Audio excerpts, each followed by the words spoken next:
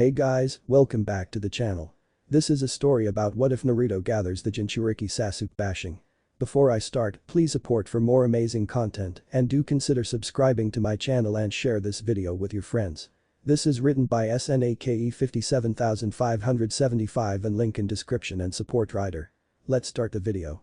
Naruto Uzumaki, 8-year-old boy with violet eyes and sunny blonde hair, the only exception being the blood-red tips to his blonde spikes, was currently sitting on the top of the Hokage monument under the watch of a hidden Anbu agent with a cat mask and long purple hair and unofficially a purple fanned-out ponytailed brown pupil, less-eyed special Jonin, watching the sunset, although he didn't plan to stay long. He needed to get to a hiding spot. Why, you may ask, why would an 8-year-old need to hide? Well, Naruto was an orphan, as well as the container of 3 demons, not that he knew the latter, neither did most of the village, they thought he only contained one. But the one everyone knew the boy contained was none other than the Kyuubi no Kitsune, perpetrator of an attack on the Leaf Village 8 years ago on the night of Naruto's birth. After the beast went on a rampage, the Yondaime Hokage Minato Namikaze was left with only one option: seal the beast into a newborn child, and only one fit the bill: little Naruto. For most of Naruto's life he had been mistreated, having no parents. He was placed in the orphanage, much to the dismay of the few that would have taken the boy in, such as Tsume Yuzuka, the boy's mother's teammate, Mikoto Uchiha, the boy's mother's other teammate, Shikaku Nara, head of the Nara clan, head and friend of Naruto's father. Same story for Shikaku's 2 teammates, Inoichi Yamanaka, the Yamanaka clan head, and Choza Akimichi, the Akimichi clan head, Tsunade Senju. The boy's godmother and mother's sensei, Jiraiya of the Sannin, the boy's godfather and the boy's father's sensei, and finally the boy's mother's favorite students, Anko Mitarashi and Yuga Yuzuki. Most of these people vowed to help the blonde. The only 2 who didn't were Jiraiya and Tsunade, who were both told by the village elders that the boy had perished with his parents. Once the reinstated 3rd Hokage Hiruzen Sarutobi decided to have Anbu watch over Naruto, Yugao immediately put her hand up for the job, hoping to keep the child from harm, which on the nights she was watching him she did, but she couldn't watch him all the time, so Naruto had suffered at the hands of the idiotic people that thought he was the Kyuubi incarnate. Yugao watched Naruto as the sun dropped below the horizon, and he stood up. Yugao and Anko, who were both watching over Naruto, Yugao officially and Anko unofficially, the duo followed him as he walked down the Hokage monument and descending to the streets of Konoha and headed off towards the most dangerous place in Konoha. Training Ground 44, aka the Forest of Death. Naruto ducked through backstreets, parks and alleyways, anything to keep out of the public's eyes, but it was not to be. As Naruto drew within a stone's throw of his destination, a drunken Chunin spotted him and threw a half-empty bottle of sake at the boy who was looking the other way.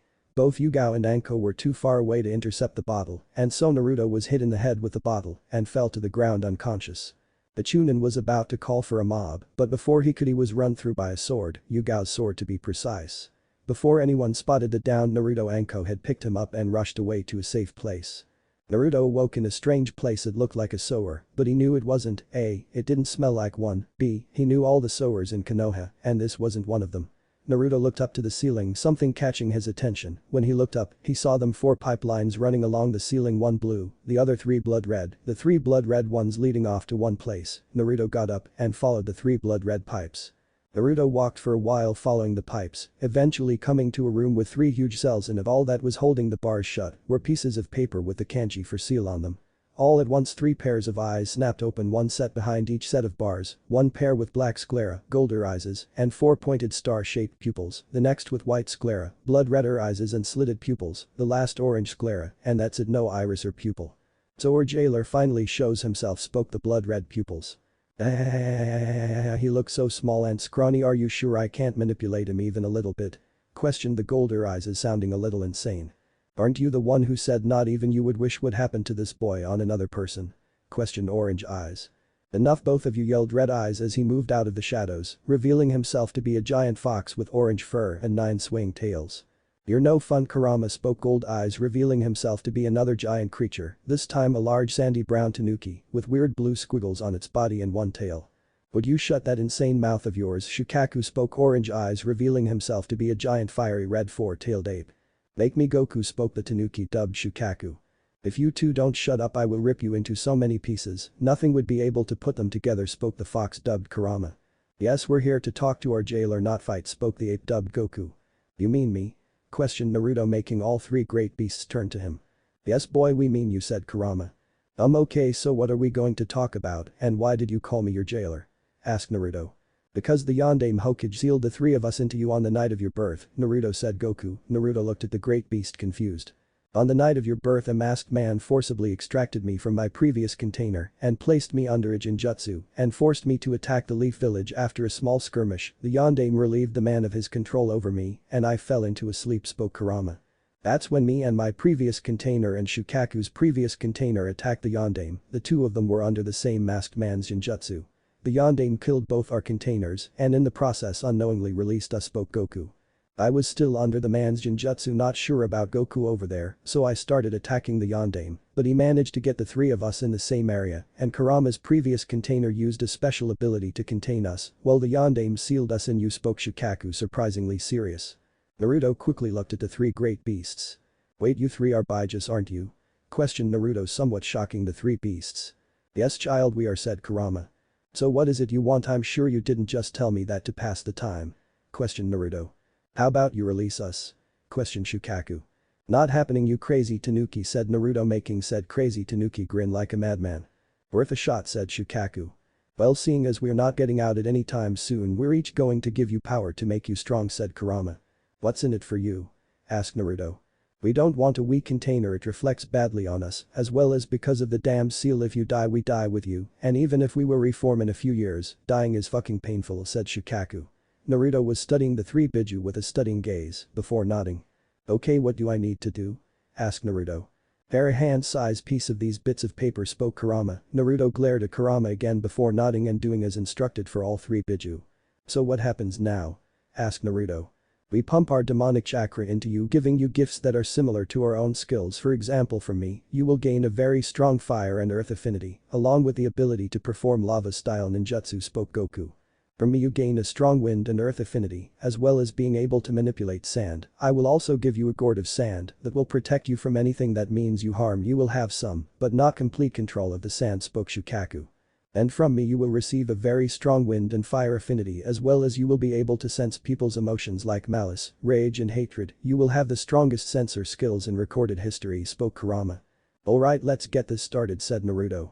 Alright kid, this is going to hurt like hell, said Shukaku, and before Naruto could change his mind, the three great beasts pumped the demonic chakra into the young blonde, making him black out from the pain. When Naruto awoke he saw it was dark and he was in a forest. Wait, how am I in a forest? I got knocked out on a street, didn't I? Mentally questioned Naruto as he looked down on himself, seeing his clothing still intact and no cuts or scars. His eyes caught the sight of a small fire burning with two purple-haired women around it. Naruto desperately looked around for something to defend himself with, his frantic movements alerting the one of the purple-haired women. Yugao, he's awake, said the woman. The second woman turned to Naruto. Naruto, are you okay?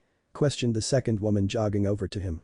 Please don't hurt me, said Naruto, putting his hands up in a defensive manner and closing his eyes. As he did, a dome of sand formed around him coming from the gourd that wasn't too far off, leaning on a tree. Naruto opened his eyes and saw the dome of sand. It was real, thought Naruto happily. Naruto, we don't want to hurt you, please just listen to us, spoke one of the voices. A small hole appeared in the sand dome, enough that Naruto could look out. He looked at the two women. They both had purple hair and brown eyes. One had their hair tied in a fanned-out ponytail, and her brown eyes were pupilless and a light brown. She wore a beige trench coat over fishnet armor and an orange miniskirt, silver shin guards, and she had a snake fang pendant around her neck. The other woman had darker purple hair let down and darker brown eyes with normal pupils. She wore standard Anbu armor, but didn't have a mask on. Naruto, we won't hurt you, it's me, Nico, said the Anbu armor-wearing woman. Naruto looked at her and tilted his head to the side. Even with it being dark and him inside a dome of sand, both women could see him and had to control themselves from screaming cute and glumping Naruto. If you're Nico, where's your mask? Questioned Naruto. Right here, said Yugao, pulling her cat-like mask off her belt. What do you two want? Questioned Naruto. You're starting at the academy soon, right? Asked Yugao, getting a nod from the protected blonde. We want to ask you if you want us to help prepare you for the academy, spoke the other woman. Okay, said Naruto. The 10-year-old Naruto sat in a tree in the academy courtyard. Today was his first day, and he already knew he was way ahead of the other students. He was not arrogant, but he was skilled, as he knew, and had mastered two of the three basic ninjutsu taught at the academy, while had several replacements for the other. Naruto had also mastered up to Chunin level chakra control exercises, had two summing contracts, mastered the basics of three different taijutsu styles. Mastered most basic katas for the two kinjutsu styles he was working on, had the basics down for elemental manipulation of wind, water and surprisingly ice. The Kekkei Genkai he unlocked while practicing water manipulation. Naruto also had worked very hard on controlling his sand, and he had the basics of sensing down. Naruto was waiting for his name to be called for which class he was in. Naruto Uzumaki. Called Iruka, he was currently standing in front of almost all of his class minus Naruto, who was purposely put in his class by the Hokage, hoping to ease both parties' pain. A few seconds after Iruka called the name, a boy dropped out of a nearby tree. The boy had spiky blonde hair with blood red tips to some spikes, purple tips to others, and then some black streaks going through his hair, and he wore a dark red scarf tied around his neck. Somewhat under the scarf was a length of chain. He had long black arm-warmer fingerless gloves that went from the base of the fingers to his elbows and covered his palms. He wore a light gray sleeveless shirt with a dark gray oriental dragon on it. Over that he wore a sleeveless black kimono and a matching pair of black pants. He had a red sash that matched the color of his scarf. He also had a pouch attached to a leather strap around his waist. His fingernails were painted with black nail polish, and over the top of it all, he wore a black trench coat that the left sleeve went to the elbows and the right was torn off, revealing that half of his upper arm was taken up by two tattoos. One looked like a flock of falcons, and the other looked like a group of snakes. On the bottom of the coat there was red flame-like pattern. At the boy's waist there was a katana in a midnight black sheath with a blood-red lines going down the edges, and had in the center a silver Uzumaki swirl. Lastly, on the boy's back was a gourd. What it contained was far beyond Iruka's guess. Naruto Uzumaki? Questioned Iruka, looking at the boy. That's my name, don't wear it out, said Naruto, getting snickers from the rest of the class. Iruka just blinked, then laughed. Alright everyone, follow me to the classroom so we can get classes started, said Iruka, walking off into the building, his class following him. They walked through the halls of the academy going into room 107, where Iruka told the class to find a seat. Naruto, being who he was, waited till everyone else had taken their seats and then found the seat furthest away from as many people as he could get, finding himself in the back left seat right next to the wall, having no one around him in a two-chair radius. Alright everyone, as of today your training to become ninja of the leaf starts. It's nice to see so many clan heirs and heiresses. My name is Iruka and for the next 5 years I'm your sensei, said Iruka. Now just to break the ice, I have a questionnaire that everyone will get, so you go around the room trying to get people who share the things listed on the sheet with you. So like favorite color, said Iruka, starting to hand out the paper. Iruka approached Naruto, who was in a meditative position. Don't bother sensei, you hand me that piece of paper, it will either freeze, become soaking wet or get shredded. I don't do things like this, they get to know me when I say they deserve to know me, said Naruto before opening one eye. I'm sure you understand sensei, said Naruto. Iruka looked at Naruto and could understand perfectly well why the boy was like this, but I'm sorry Naruto, everyone has to take part, said Iruka, handing Naruto the piece of paper, and true to Naruto's promise the paper glowed blue for a moment before bursting into confetti. What did I say? Asked Naruto. I can see you're not going to participate, but I can understand, I'll leave it this time. But this is the first and last time, said Iruka with a threatening finger pointing. Naruto rolled his eyes and nodded and went back to meditating, taking in all the chakra signatures in the classroom. Half an hour later everyone was seated again and Iruka started to talk again. Alright everyone, hopefully that broke the ice alright. Now one of the most basic things ninja utilize is? Questioned Iruka, hoping for someone to know the answer. Takra, spoke Naruto from his corner, making everyone turn to him, some having forgotten he was even there. Very good Naruto, now who can tell me what chakra is? Asked Iruka. Takra is used in almost all ninja techniques, spoke a pink-haired girl with green eyes and an abnormally large forehead. She looked pleased with herself at her answer. Takra is essential to even the most basic technique. It is the molding of the physical energy present in every cell of the body and the spiritual energy gained from exercise and experience. Once molded, it can be channeled through the chakra circulatory system, which is to chakra as the regular circulatory system is to blood, to any of the 361 chakra points, called tenketsu, in the body. Through various methods, the most common of which is hand seals, the chakra can then be controlled and manipulated to create an effect that would not be possible otherwise, such as walking on water, exhaling fire or creating illusions. By molding different ratios of the two energies, new and much stronger types of chakra can be formed. Most ninja have a natural affinity to one type of chakra, but they have the capacity to create elemental chakra, apart from their own affinity. There are 5 basic types: water, fire, wind, lightning and earth, each stronger and weaker to another, but their relations, weaknesses, and strengths to each other are all explored, like water is strong against fire, while fire is strong against wind and so forth. In addition to these 5 elements, certain Kekkei Genkai can mix elemental chakra to form new natures. For example, it is possible to mix water and wind into ice. While many ninja can use more than one type of chakra, very few are able to use them simultaneously, said Naruto, once again gaining stares from his new classmates and teacher. Excellent Naruto textbook answer, said Iruka. Now who can already access their chakra, raise your hand, said Iruka. Naruto and all of the clan heirs raised their hands. Alright, well, I'm going to write up on the board the hand signs for a jutsu I want you to try, while I help the rest of the class access their chakra, said Iruka, walking over to the board, writing up on the board transformation jutsu, then underlined it before writing up the hand signs. After he did, he called all the ones who couldn't access their chakra down to the front. Naruto put his head down on the desk and went to sleep. Naruto was awoken about 3 hours later by the sound of a bell, signaling the hour lunch break had started.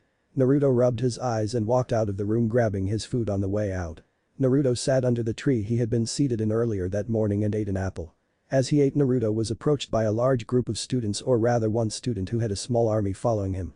"Blondie, fight me," spoke the dark-haired individual. "Fuck off, Uchiha, I'm eating," said Naruto. Uchiha looked at Naruto half curiously, half angered. "Black hair, onyx eyes, attitude issues, stick so far up your ass I can see it in the back of your throat," said Naruto, earning snickers from all the males in the vicinity, save the Uchiha in front of Naruto. "Don't speak to Sasuke-kun like that," screeched the pink-haired girl from in the class. Naruto blatantly ignored her and continued eating his apple. "Don't ignore me," screeched the girl. "I said smack," said Sakura, stopping when she was slapped in the face, making her spin 3 times before falling on the ground. "Shut your screechy mouth, fuckwit," said Naruto before resuming his seated position and resumed eating his apple. The Uchiha stood for 5 minutes, watching as Naruto ate his apple. Once Naruto was done. "Fight me now, blonde," ordered the now dubbed Sasuke. Naruto pinched the bridge of his nose before standing up. "Fine," said Naruto, walking away from his previous position to stand in the courtyard, the entire class following, even attracting the attention of a few of the older class members, including a Haika boy with an air of arrogance around him, a girl with brown hair tied into 2 buns, and a boy with black hair and wired eyes. As everyone gathered around the duo, a teacher appeared. "What's going on over here?" asked the Chunin. "The Uchiha challenged me to a fight, care to proctor for us?" asked Naruto, looking back at the Chunin. "I should stop you, but it's your choice to agree." "Okay," said the Chunin, walking over and standing between the 2 boys. "What conditions are you going by?" asked the Chunin. "Anything goes," said Sasuke. Naruto just shrugged. "Whatever," said Naruto, standing there with a bored look on his face. "Alright, anything goes, you too, Maibijin," said the Chunin, jumping back. Sasuke rushed at Naruto, who stood there with a bored look on his face, which Sasuke promptly threw a punch at with an arrogant smirk on his face, only for his fist to be blocked by sand.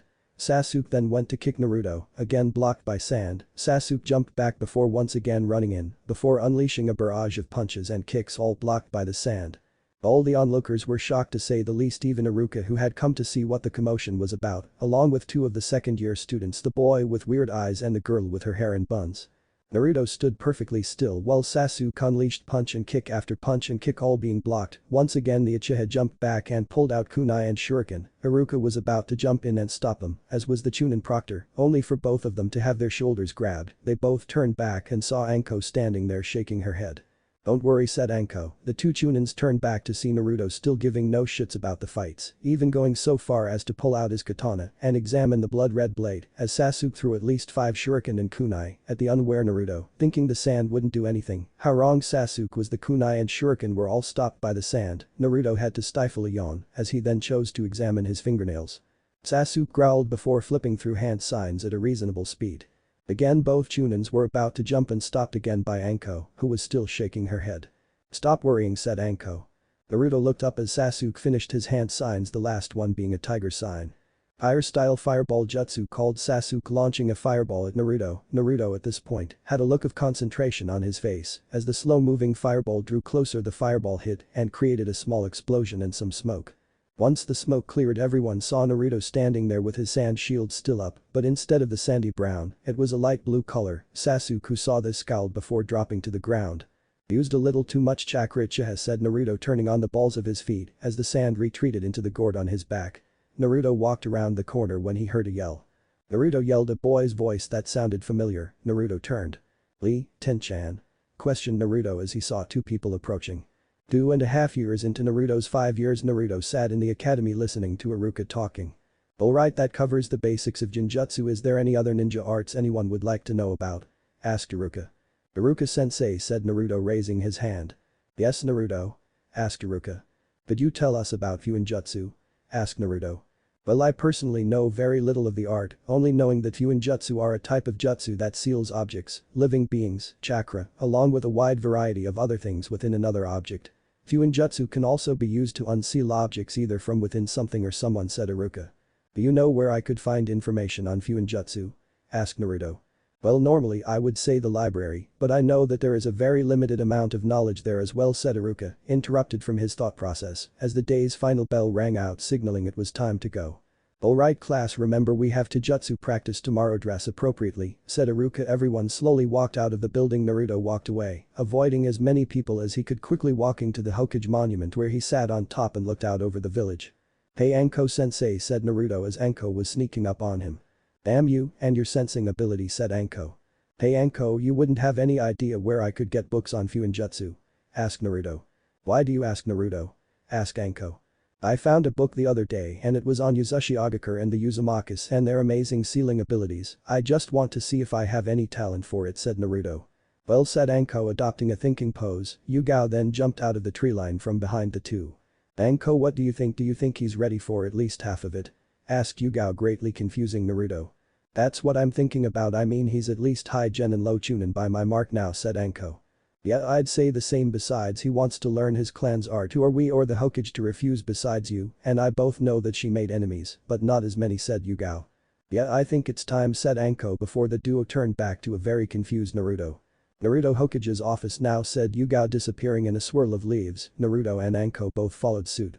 Shortly afterwards the three were standing in the Hokage's office. Anko, Yugao and Naruto, what can I do for you three today? Asked Hiruzen. Hokage-sama, could you remove the anbu? Asked Yugao in a serious one. Hiruzen nodded and dismissed his three hidden anbu. Hid one more left corner behind the Hokage, spoke Kurama in Naruto's head. Naruto threw a kunai at the place, and lo and behold, an anbu with a blank mask dropped to the floor in an ever-growing pool of his own blood. The other three occupants of the room looked at Naruto shocked. Ayubi sealed in me, plus I have the super sensing he gave me, said Naruto, deadpanning. Yugao, what is so important you request me to send out the anbu? Asked Hiruzen. Yugao pointed her thumb at Naruto. Both Anko and I think he should be told of his mother. He knows about his clan, he knows about their abilities, and he wishes to learn sealing. What better way than the Uzumaki scrolls? Asked Yugao. Alright, said Hiruzen. Naruto, your mother was a woman by the name of Kushina Uzumaki. She was a lovely woman despite her temper. She was one of the best kunoichi of her generation, highly skilled at kenjutsu, and when combines with her fuinjutsu, she was very hard to stop. Here's a picture, said Hiruzen, reaching into his desk, pulling out a picture and handing it to Naruto. The picture was of a red-haired woman wearing anbu armor with a katana at her waist. Naruto blinked, put the picture on the Hokage's desk and pulled his katana still in its sheath out of the holder and looked at it, then back to the photo. This katana, said Naruto. Belonged to your mother? Yeah, said Yugao. Naruto's eyes started to tear up. The elderly Hokage looked down at Naruto. Naruto, there is something more I need to show you, but first we should gather you things from your apartment, said Hiruzen. Naruto looked at him confused. I'm showing you to the Uzumaki clan compound, my boy. There you will find plenty of learning material on sealing, said the elderly Hokage, standing up.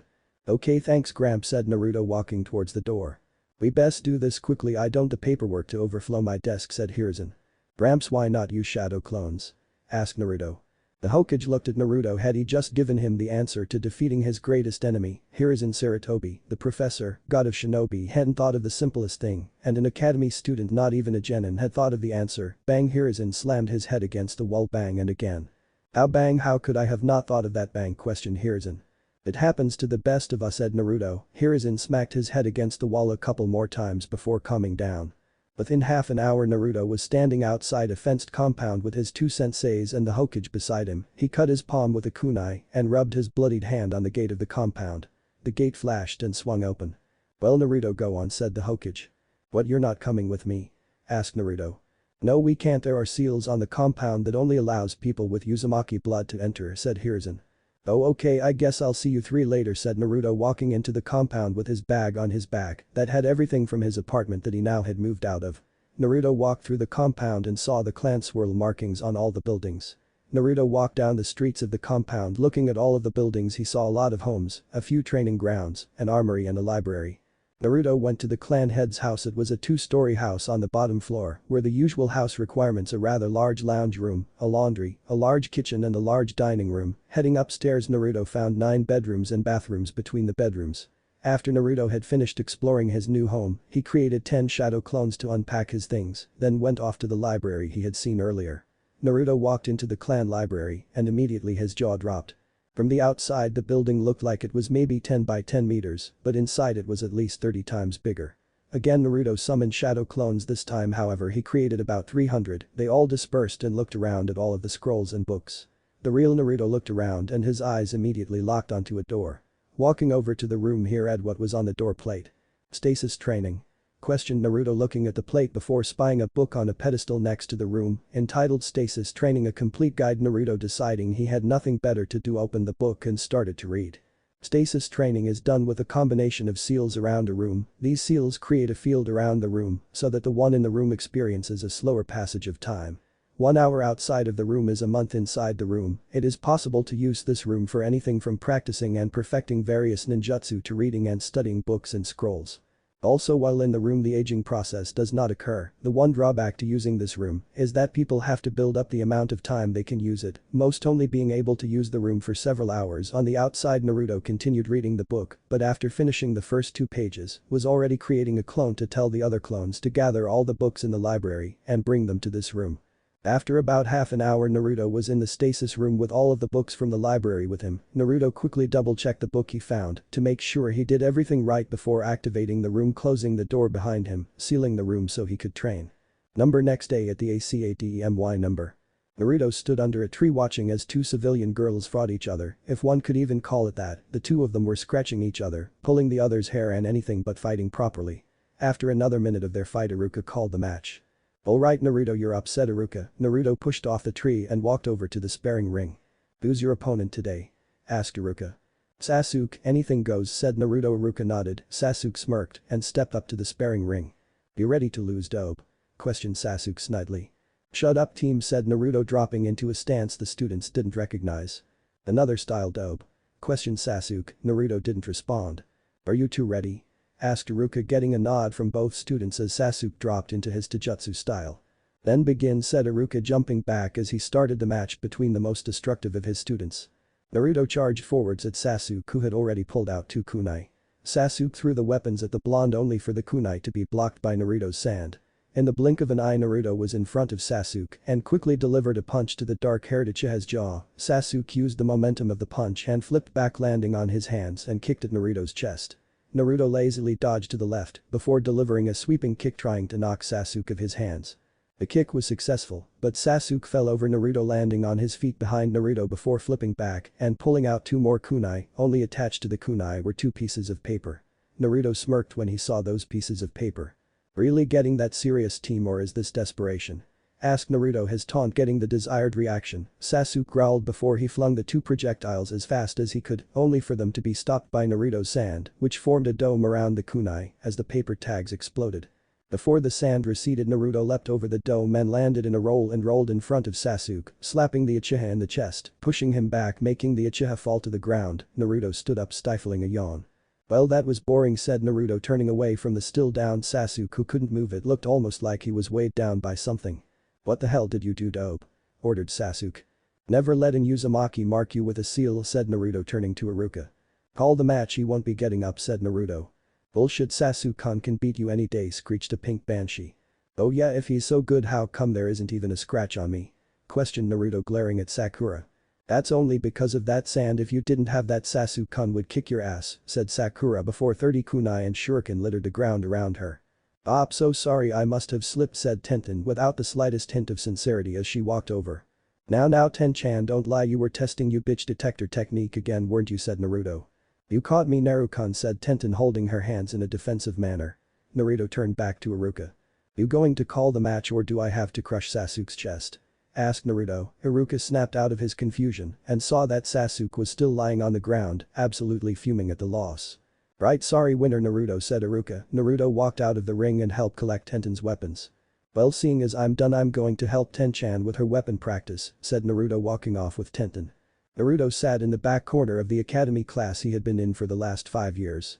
Now 15, Naruto was taking the genin exams with the rest of his class today, and as usual, Naruto sat alone in the back corner of the class, waiting for Iruka to start the exams. Naruto wore what he did on the first day of the academy, but now in addition to his mother's sword, he had a second one. Now both swords were attached to Naruto's back in an X shape under his gourd of sand. The second sword was in a midnight black sheath with golden edging, as well as a red Uzumaki swirl in the center of it, along with a glowing chain on it. This second sword was called the Shadow Star, and the sword was sentient. The sword itself was a manifestation of Naruto's mother Kushina Uzumaki. Naruto found part of his mother's soul in the seal, holding back his three beasts. He managed to extract a portion of soul from the seal without damaging the seal. Kushina had limited time once her soul was removed from the seal. Naruto, being adept at forging weapons, had a spare katana he had forged, and working quickly, Naruto sealed his mother's soul into the sword, saving Kushina. So now Naruto had his mother along with three great demons inside his mind. The Shadow Star was a weapon with a midnight black hilt, but the blade was in azure blue. It could shot chakra chains from anywhere on the weapon, could conduct most chakra, and most importantly, could only be wielded by those deemed worthy by Kushina. Currently there were only two worthy wielders, Naruto and Tenten. Sasuke had tried to steal Shadow Star, only for the blade to burn Sasuke's hand and shoot a chain out of the blade, forcing Sasuke to continue to hold the burning blade until Naruto removed it himself. Sasuke still hadn't gotten over it. Iruka walked into the room. "Alright everyone, today's the day the Genin exam," spoke Iruka as he started to hand out tests. The exam is split into three sections, a written section that you will complete now, a weapons portion to see your skill with kunai and shuriken, and finally an ninjutsu portion, where you will be asked to perform a jutsu in front of the instructors, said Iruka. "Wait, that's it?" questioned Kushina. "It's so the civilian kids can live their parents' dreams of being ninja," said Naruto mentally.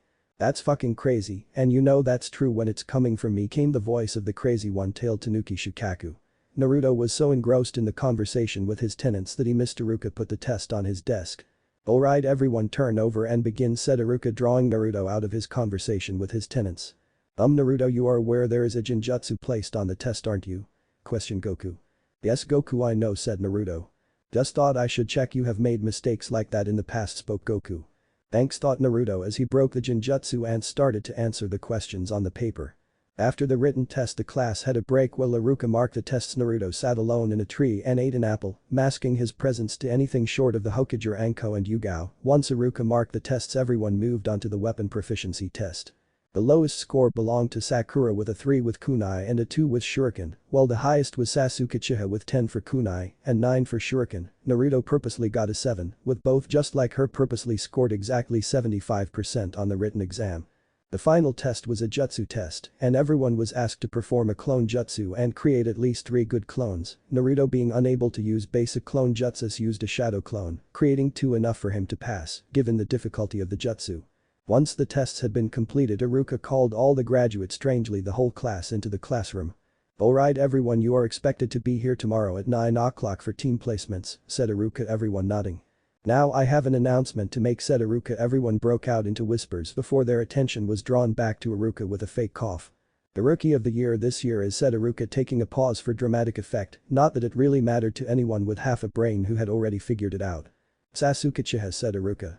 "Suck that dope," said Sasuke, turning to Naruto who was busy examining Shadow Star. "Boy, listen to me when I'm talking to you," ordered Sasuke. Naruto flicked his katana out to the side, as if flicking something off it, before he resheathed it and turned to Iruka. "Sensei, can we go now?" asked Naruto. "Don't ignore Sasuke-kun, you loser," said Sakura. "Yes, everyone is dismissed," said Iruka. Before Sakura or Sasuke could yell at Naruto, he was already gone, a swirl of sand. Naruto was now in the shopping district of Konoha. To be specific, he was outside a weapon shop Tenten worked at, owned by her adopted father Juten Higurashi. Naruto entered the store, a bell signaling his entrance. Naruto wondered when I'd see you again," said Juten from behind the counter. "Yeah, well, have you seen Tenten around? I requested a custom-made sword, she said she'd take a crack at making," said Naruto. So that's what she's been working on for the last week," said Juten. "Yeah, what, she didn't tell you?" questioned Naruto. "Oh, she told me, but not specifically who it was for," said Juten, looking at Naruto with a studying gaze for a moment. "Yes, well, have you seen her?" asked Naruto, fidgeting under the man's gaze. "I think she's downstairs, let me go get her," said Juten, walking away from the counter and into a back room. He returned a few moments later with Tenten in tow. She had in her hands a sword in a black sheath with a golden handle. The sheath had silver edging to it, along with a gold Uzumaki spiral in the center. "Hey Ten-chan," said Naruto as Tenten approached. "Hi Naruto-kun," said Tenten as she walked out from behind the counter. "So here's the sword," said Tenten, handing Naruto the sword. Naruto unsheathed the blade ever so slightly, enough that he could see the purple metal the blade was made from. Like you requested chakra conducting for any kind of chakra, purple-colored metal, said Tenten. Is there some place I could quickly test it? Asked Naruto. Yes, follow me, said Tenten, leading him out the back of the store, getting a wink from her father as she did. Once outside, Naruto saw it looked almost like a small training ground. There were training dummies, weights and targets, perfect for an aspiring weapons expert. Naruto looked at Tenten before grabbing his new blade and walking forwards to a training dummy, fully drawing the purple blade. Once the blade was out of the sheath, Naruto bolted towards one training dummy, slicing and slashing at it before skidding to a stop the other side of the dummy and resheathing the blade. Tenten looked on curiously as Naruto slowly put the blade back in its sheath. A click was heard signaling the blade was fully resheathed, and then to Tenten's surprise, the training dummy Naruto had attacked fell to pieces. Naruto turned to Tenten with a smirk. Excellent, said Naruto before he stood up and walked over to Tenten, who was smiling. Well, what do you think? Questioned Tenten. It's perfect, Ten-chan, said Naruto, lightly kissing Tenten on the cheek, making her blush. Thank you, said Naruto. You never did tell me what you need a third sword for, said Tenten. You'll see all in good time, my dear, said Naruto with a smirk. You're no fun, Naruto, said Tenten, pouting. You will see, but not now, said Naruto. Fine, said Tenten. The duo went back inside and Naruto paid for his sword and left, going home. Next day at the academy number. Naruto again sat alone in the back corner of the classroom waiting for Iruka to show up. He now had all three swords strapped to his waist and was observing the class, trying to work out who his team would be. It won't be Sasuke or Sakura, I made damn sure of that, thought Naruto. It won't be the Yamanaka, the Nara or the Akimichi, said Kushina. I'm fairly sure it won't be any of the civilian children, otherwise the parents would complain to the Hokage, said Goku. That leaves Hinata, Kiba, Shino and Sai, thought Naruto, who was soon to get his answers as Iruka walked out the door holding a clipboard. Alright everyone, listen up cause I'm only telling you your teams won, said Iruka. Team 1, said Iruka. Naruto zoned out until his name was called or something interesting happened. Ah, suck that Ino pig, true love concurs all, screeched Sakura after Iruka revealed Team 7 to be Sasuke, Sai and Sakura. Sakura, shut up, yelled Naruto, leaking some of his kai enough to frighten her. Thank you, Naruto, said Iruka. Naruto then stopped leaking his kai and Iruka continued reading out teams. Alright, Team 8, Shino, Hinata and Kiba, said Iruka. Finally, Team 10, Ino, Shikamaru and Choji, said Iruka. Iruka-sensei? Questioned Naruto, raising his hand. Yes, Naruto? Questioned Iruka, looking at Naruto. What about me? You didn't call my name. Questioned Naruto. No one cares about you, Naruto Baka, said Sakura before a glowing chain shot out of the desk behind Sakura and wrapped around her neck, shocking her. Naruto stopped at this instant, ordered Iruka. It's not me, said Naruto, jumping up holding his hands in a defensive position. You're the only one in the class who can use chakra chain, said Iruka. Mum, stop it, you're getting me in trouble, thought Naruto. That bitch deserves it though, said Kushina. I know, but stop it, thought Naruto as he said this. The chain disappeared from around Sakura's neck. There were a few moments of silence. Iruka-sensei, you didn't answer my question, said Naruto. Oh right, sorry, said Iruka before looking down at the clipboard. It says here you need to report to the Hokage's office, said Iruka. Okay then, bye, said Naruto, disappearing in a swirl of sand appearing just outside the tower. Naruto walked in and up to the Hokage's office where he knocked on the door. Enter, said Hiruzen from the other side of the door. Naruto entered the room to see Hiruzen there and to his left was Yugao. Ah, Naruto, there you are, said Hiruzen. I was told by Iruka-sensei to come here, said Naruto. That's right, Naruto, as you may have worked out you don't have a team, said Hiruzen, making Naruto's happiness deflate a little bit.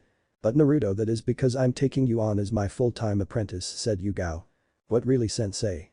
Questioned Naruto, looking at Yugao, getting a nod from the woman. Awesome, yelled Naruto, jumping for joy.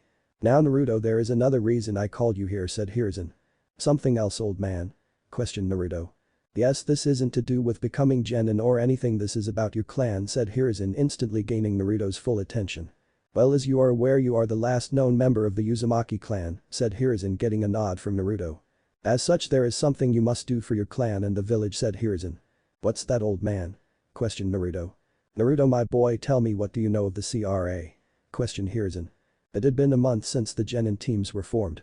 Naruto and Yugao had only gone on C ranks, given that A, Yugao and Anko were both adamant that Naruto was strong enough to take them, and B, no villager would want Naruto doing their chores.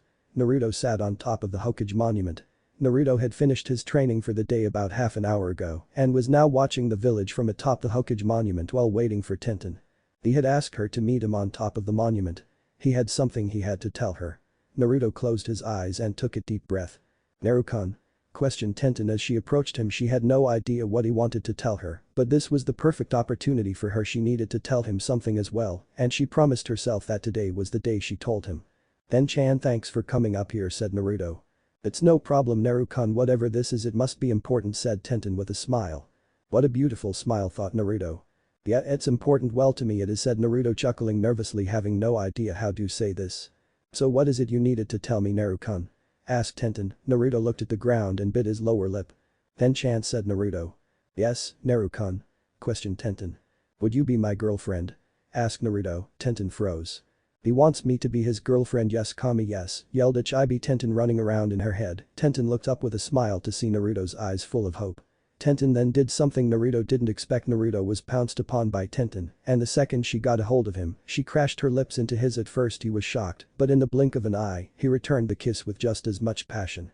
Once the duo separated, Naruto turned to Tenten with a sad half smile on his face. "Then-chan, I need to tell you a couple of things," said Naruto. "What is it, Naru-kun?" asked Tenten. "You know I'm the last of the Uzumaki clan in the village, right?" questioned Naruto, getting a nod from Tenten. "Well, because of that I have been placed on a thing called the Clan Restoration Act, which basically means I have to take multiple wives to restore my clan," said Naruto, looking at Tenten trying to gauge her reaction. She had a blank look on her face. "How many?" asked Tenten. Questioned Naruto. "How many wives do you have to take?" asked Tenten. "Well, normally it's 3, but the Hokage said 6, so I'm guessing that my father, who I still know nothing of, was also the last of his clan, making me the last of his clan too," said Naruto. "So 6?" questioned Tenten, getting a nod from Naruto. "Okay," said Tenten. "That's it?" asked Naruto. "No yelling at me telling me not going to happen, nothing, just okay?" questioned Naruto. "Yeah, why you plan on doing something stupid?" asked Tenten. No, I just accepted you to be a little more aggravated by this," said Naruto. "No, I can understand why you have to, and I've known you long enough to know that you will treat all of us equally when you find more women to make it us," said Tenten. "Oh well, good," said Naruto. "You said a couple of things, I take it there's more, Naru-kun?" questioned Tenten. "Yeah, there's one more thing, but this one would be easier to show you," said Naruto, lifting up his shirt, making Tenten blush. "You perfect chest?" questioned Tenten, getting a sad head shake from Naruto. "No, this," said Naruto, channeling chakra to his stomach, revealing a seal. "A seal?" questioned Tenten. "Place your hand on it and channel chakra to your hand," said Naruto. Tenten did as instructed. Once she did, both she and Naruto fell down, Tenten falling on top of Naruto. The two awoke in the middle of a lush forest. "Where are we, Naru-kun?" asked Tenten, looking around. "This is my mind," said Naruto. "Follow me," said Naruto, jumping off into the forest, Tenten following closely behind. Tenten was confused and scared when she heard several loud crashes. Naruto grabbed Tenten's hand and gave it a reassuring squeeze as the duo kept leaping through the trees, eventually coming to a huge clearing in which one woman and 3 great beasts stood. Naruto and Tenten dropped to the ground. "Oh, so the kid's back and he brought a friend," said the giant fox with 9 tails. "Oh, can I torment this one a bit?" questioned the huge one-tailed tanuki. "You try, Shukaku, and I'll lock you up so tight that you won't be able to breathe," said Naruto. "Calm down, Naruto, are you going to introduce us or what?" asked the large 4-tailed ape. "Tenten, right?" asked a red-deeded woman, walking closer to Naruto and Tenten. "How do you know my name?" questioned the weapons mistress. "I think I would know the name of those worthy to wield me," spoke Kushina. "Then-chan, this is my mother, Kushina Uzumaki, or as you know her, Shadow Star," said Naruto, introducing Kushina and Tenten. "So the soul in Shadow Star is your mother's?" asked Tenten, getting a nod from Naruto before she turned to Kushina, looking at her closely before it dawned on her. "Wait, Kushina Uzumaki as in Konoha's Red Death Kushina Uzumaki?" questioned Tenten. "One and only," said Kushina, smirking. "Wow, you're a legend, the only person to take on all 7 of the 7 swordsmen of the mist at the same time and still survive," said Tenten, looking at Kushina in awe.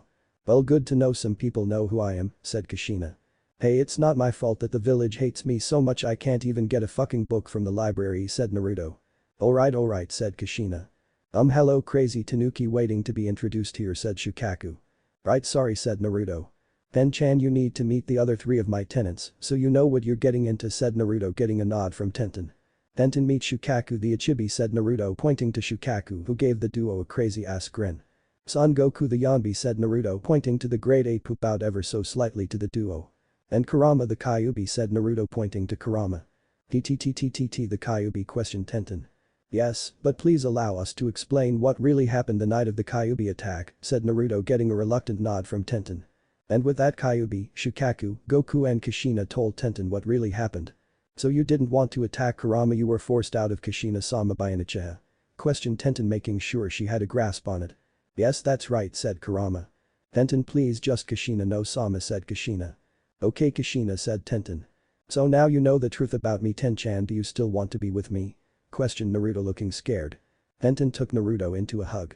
You're still the same person, nothing could change that, whispered Tenten. Thank you, said Naruto, warping his arms around Tenten before kissing Tenten on the nose. It's okay Naruto, said Tenten. The two stayed in their embrace for a few moments. Is this all you needed to tell me, Naru-kun? Asked Tenten. Yes, said Naruto before turning to his tenants. Well, see you lot, said Naruto as he and Tenten disappeared from his mindscape before any response. Naruto and Tenten both woke up lying on the ground, or in Tenten's case half on the ground half in Naruto's chest. Tenten sat up blushing. Tenten, are you busy tomorrow night? Asked Naruto. No, why, you have something in mind? Asked Tenten. Keep your schedule clear, I'm taking you out on a date, said Naruto with a smile. What time? Asked Tenten. I'll pick you up at 6, said Naruto. I'll hold you to that, Naru-kun, said Tenten, leaning in and kissing Naruto on the cheek before turning and jogging to the steps down from the monument, where she waved to Naruto before disappearing. Once Tenten was out of sight, a voice spoke. Naruto, said Kushina inside Naruto's mind. Yeah, questioned Naruto. I think it's time I told you about your father, said Kushina. Number, meanwhile in the Hokage's OFFICE number. Enough, these D ranks are doing nothing to help me get stronger, I demand something better, yelled Sasuke. Know your place, Genin, yelled the Hokage. You're in no position to demand things, yelled the Hokage. With all due respect, Hokage-sama, I believe my team is ready for a C-rank mission, said Kakashi. Very well Kakashi, your team can have a C-rank, but you need to teach them some manners, said the Hokage with a stern glare. Naruto stood opposite Yugao with his sword that Tenten had made for him, which he had dubbed Lilac Fire, and the sword he was given by Yugao, which it turned out was his mother's sword called Crimson Moon, in his hands, while Yugao had one sword in her hand. The two looked at each other as a breeze blew across the training field they were currently in. As a leaf blew past the two, they bolted at each other, and distinctive clangs were heard as the two crossed blades. However, both stopped and looked off to the side as they felt a chakra signature arrive. The two turned to see a tiger mask Anbu there. Hokage-sama requests you now, said Tiger, disappearing in a swirl of leaves. Thank you, Tiger-san, said Yugao as she then turned to Naruto. Well, best not keep him waiting, said Yugao. Brace you, said Naruto, taking off at speed towards the Hokage Tower. The two ran across the buildings of Konoha, making it to the Hokage Tower in record time. The two ascended the stairs and walked into the Hokage's office to see him looking back at them with a very serious look on his face. Both immediately realized they were called for something important.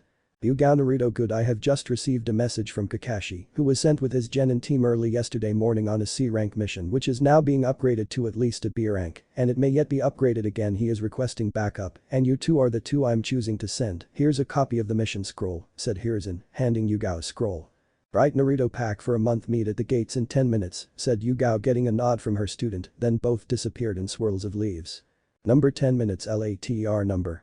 Naruto stood at the gate waiting for his sensei. He was still a little annoyed that he had to go. He had already told Tenten that he would have to cancel their date. Yugao approached Naruto. Alright, you got what you need? Asked Yugao.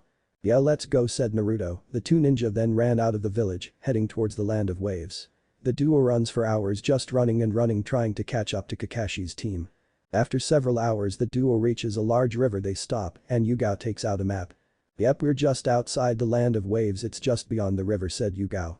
Alright, let's go then, said Naruto, taking off again, applying chakra to his feet before running across the river, Yugao following close behind. You feel that? Asked Naruto, looking back at his sensei. Yes, 6 chakra signatures, 2 Jonin, 2 Genin, 1 borderline Genin civilian and 1 civilian, said Yugao. Sound like what we should be following?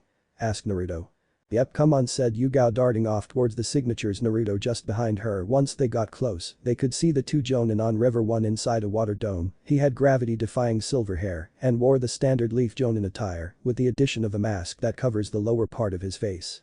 The second Jonin stood next to the first with his arm in an orb of water holding the first Jonin. The second one wore blue camo pants. He had a giant blade strapped to his back and bandages covering the lower part of his face. The 3 Genin were standing on the shoreline guarding the civilian. The Genin were Sasuke, Sakura and Sai, and in between the two groups was a second sword-wielding Jonin. Before Yugao could stop him, Naruto had leapt of the branch the two were observing from. Number MEANWHILE number. Sasuke was just about to pull out a kunai and rush at the water clone when Santoru Onigiri called a voice, and in a blur another person appeared from the tree line behind Zabuza's water clone, which quickly dissipated.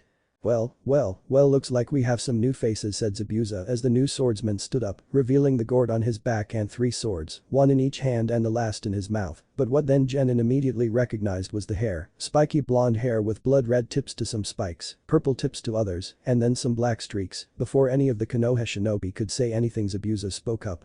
"What an interesting style are you in, Uzumaki kid?" asked Zabuza looking at Naruto. "Yes, Naruto Uzumaki, at your service, Zabuza Mamachi, demon of the hidden mist," said Naruto surprisingly clearly for a man with the hilt of a katana in his mouth. "Well, I might just have to test your skills personally," said Zabuza smirking as he made another water clone that he substituted with. Naruto leapt off the bank off the river, flying towards Zabuza. Zabuza brought his giant blade down on Naruto, only for a layer of sand to stop the downward swing from Zabuza's blade. "What the?" questioned Zabuza as he tried to push his blade down with no success. "Let's see if you remember this," said Naruto as he swung Crimson Moon up, knocking Zabuza's humongous sword away from Naruto's sand. "That," said Zabuza jumping back. "Kid, where did you get that sword?" growled Zabuza. "It was given to me by my sensei, who retrieved it from my mother's dead body to keep it safe," said Naruto as he spun around slashing at Zabuza, inflicting a few small cuts on Zabuza's chest. Zabuza jumped back and looked at Naruto, who charged at him again at very fast speeds. Santoru Shadow Slash called Naruto as he created 3 hand sign less shadow clones, who each had the 3 swords Naruto had, and the 4 Narutos charged at Zabuza.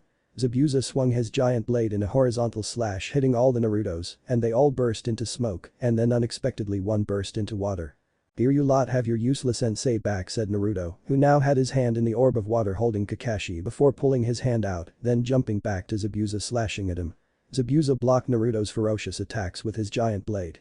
Naruto jumped back from Zabuza, who brought his blade and ran at Naruto, attacking him first with a horizontal slash, only for it to be blocked by sand. Zabuza then brought his blade back and attacked with a downward slash, again blocked by the sand. Zabuza then slashed and hacked at Naruto, all the blows being blocked by the sand. Zabuza then went for another downward slash. Naruto, instead of letting his sand take the blow, crossed his blades above his head, and Zabuza's huge sword was stopped by Naruto. "Did I ever tell you the definition of insanity?" questioned Naruto jumping back a bit from Zabuza. Zabuza was perplexed by the question. Zabuza raised a non-existent eyebrow. "Insanity is doing the exact same fucking thing over and over again expecting shit to change. That is crazy," said Naruto laughing a bit at the free internet cookie for whoever gets that reference. Zabuza again raised a non-existent eyebrow, then blinked.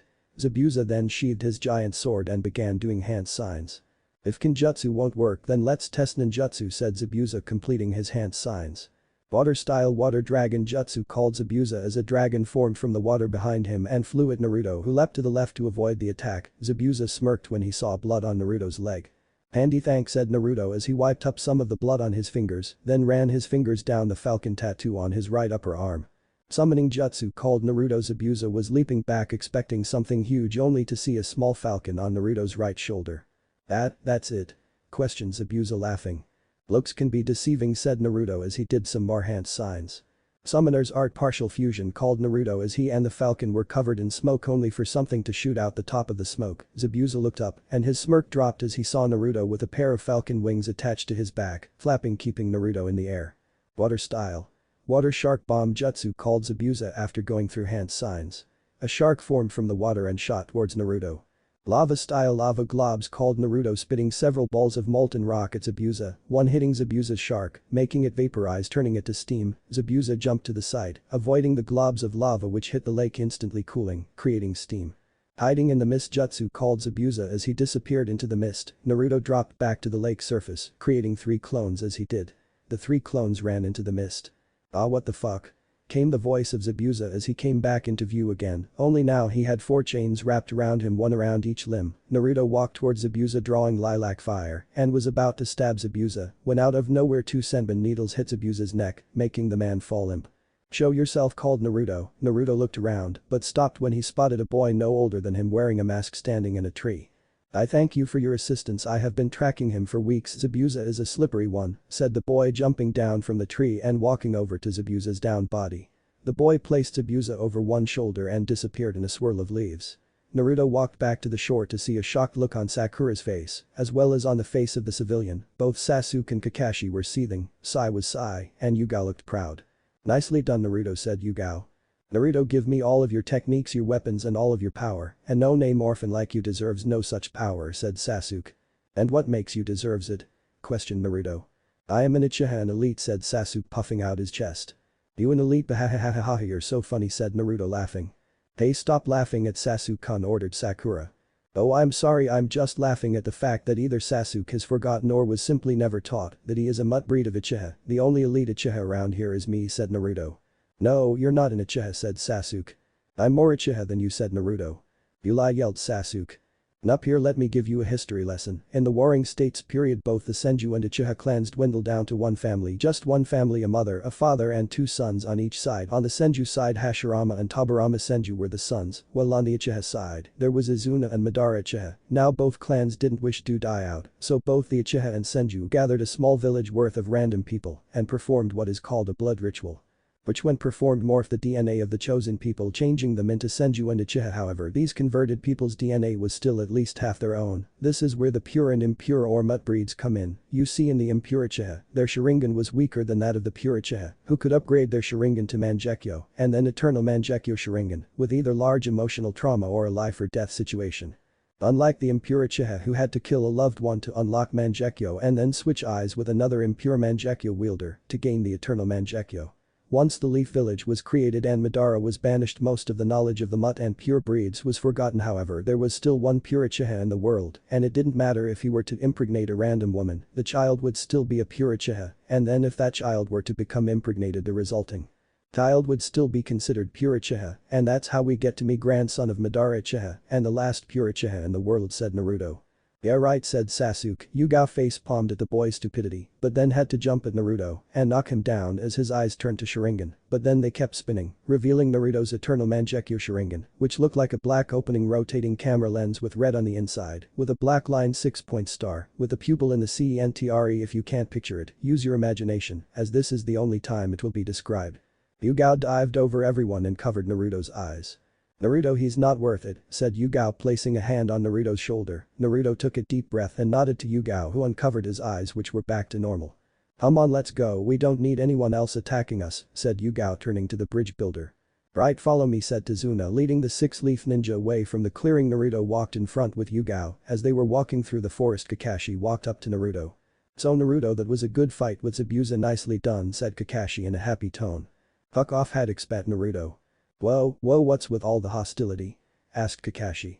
You know damn well, dog-san, said Naruto. Kakashi and Yugao looked shocked. Naruto just continued walking. Kakashi jogged to catch up to Naruto and went to grab him by the shoulder, only for his hand to be blocked by Naruto's hand, and in one smooth motion Naruto spun around, punched Kakashi in the gut, then slapped him on the forehead, making a sealing array appear there. The instant it did, Kakashi's head dropped to the ground. Don't touch me, Haddock, said Naruto as he walked off. What did you do to him? Asked Yugao, who ran to catch up with Naruto. Weight seal on the forehead, it's the least he deserves, said Naruto. So what did he do? Asked Yugao. You're actually asking? Questioned Naruto. Well yes, said Yugao. Think back to the days you were an Anbu assigned to watch over me, said Naruto, getting a nod from the woman. Now what was your job? Asked Naruto. To keep you from harm at the villager's hand, said Yugao. But now what happened when you weren't watching me? Asked Naruto. Yugao's eyes narrowed. How do you know it was him? Asked Yugao. How many people in the Leaf Village have that color hair in that style? Asked Naruto. Damn you, Kakashi, growled Yugao. The two continued walking towards the Wave Village. As they came out of the forest, they saw a town that literally looked like a junk heap. They saw very few people in the streets, decided that both having memorized Izuna's chakra signature, they would explore the town. They walked around for a bit. As they walked towards the town center, something caught Naruto's attention. Naruto turned and saw a girl with sandy blonde hair, which was gathered into 4 ponytails. She wore a single light purple-colored off-the-shoulders garment that extended to halfway down her thighs, with a scarlet sash tied around her waist. In addition to incorporating fishnet worn over her shoulders and legs, specifically on her right calf and her left thigh, she also wore her black forehead protector around her neck. The girl had her back to them. Temari-chan, yelled Naruto. That voice, Naru-kun? Questioned the girl, turning to face Naruto, revealing her teal-colored eyes. Temari-chan, it is you, said Naruto as he jogged up to the girl and hugged her. Naru-kun, it's great to see you, said Temari, returning the hug. Ahem. Called Yugao from behind Naruto. Right, introductions, Temari, this is my sensei Yugao, said Naruto, pointing to Yugao. Yugao sensei, this is my friend Temari, said Naruto. Naruto stood with Temari and Yugao, looking at the almost complete bridge. It had been 5 days since they got to the wave. Temari had revealed that she and her team were on their way to Konoha when she was separated from them in a sandstorm. Naruto and Yugao had both agreed that Temari could come back with them.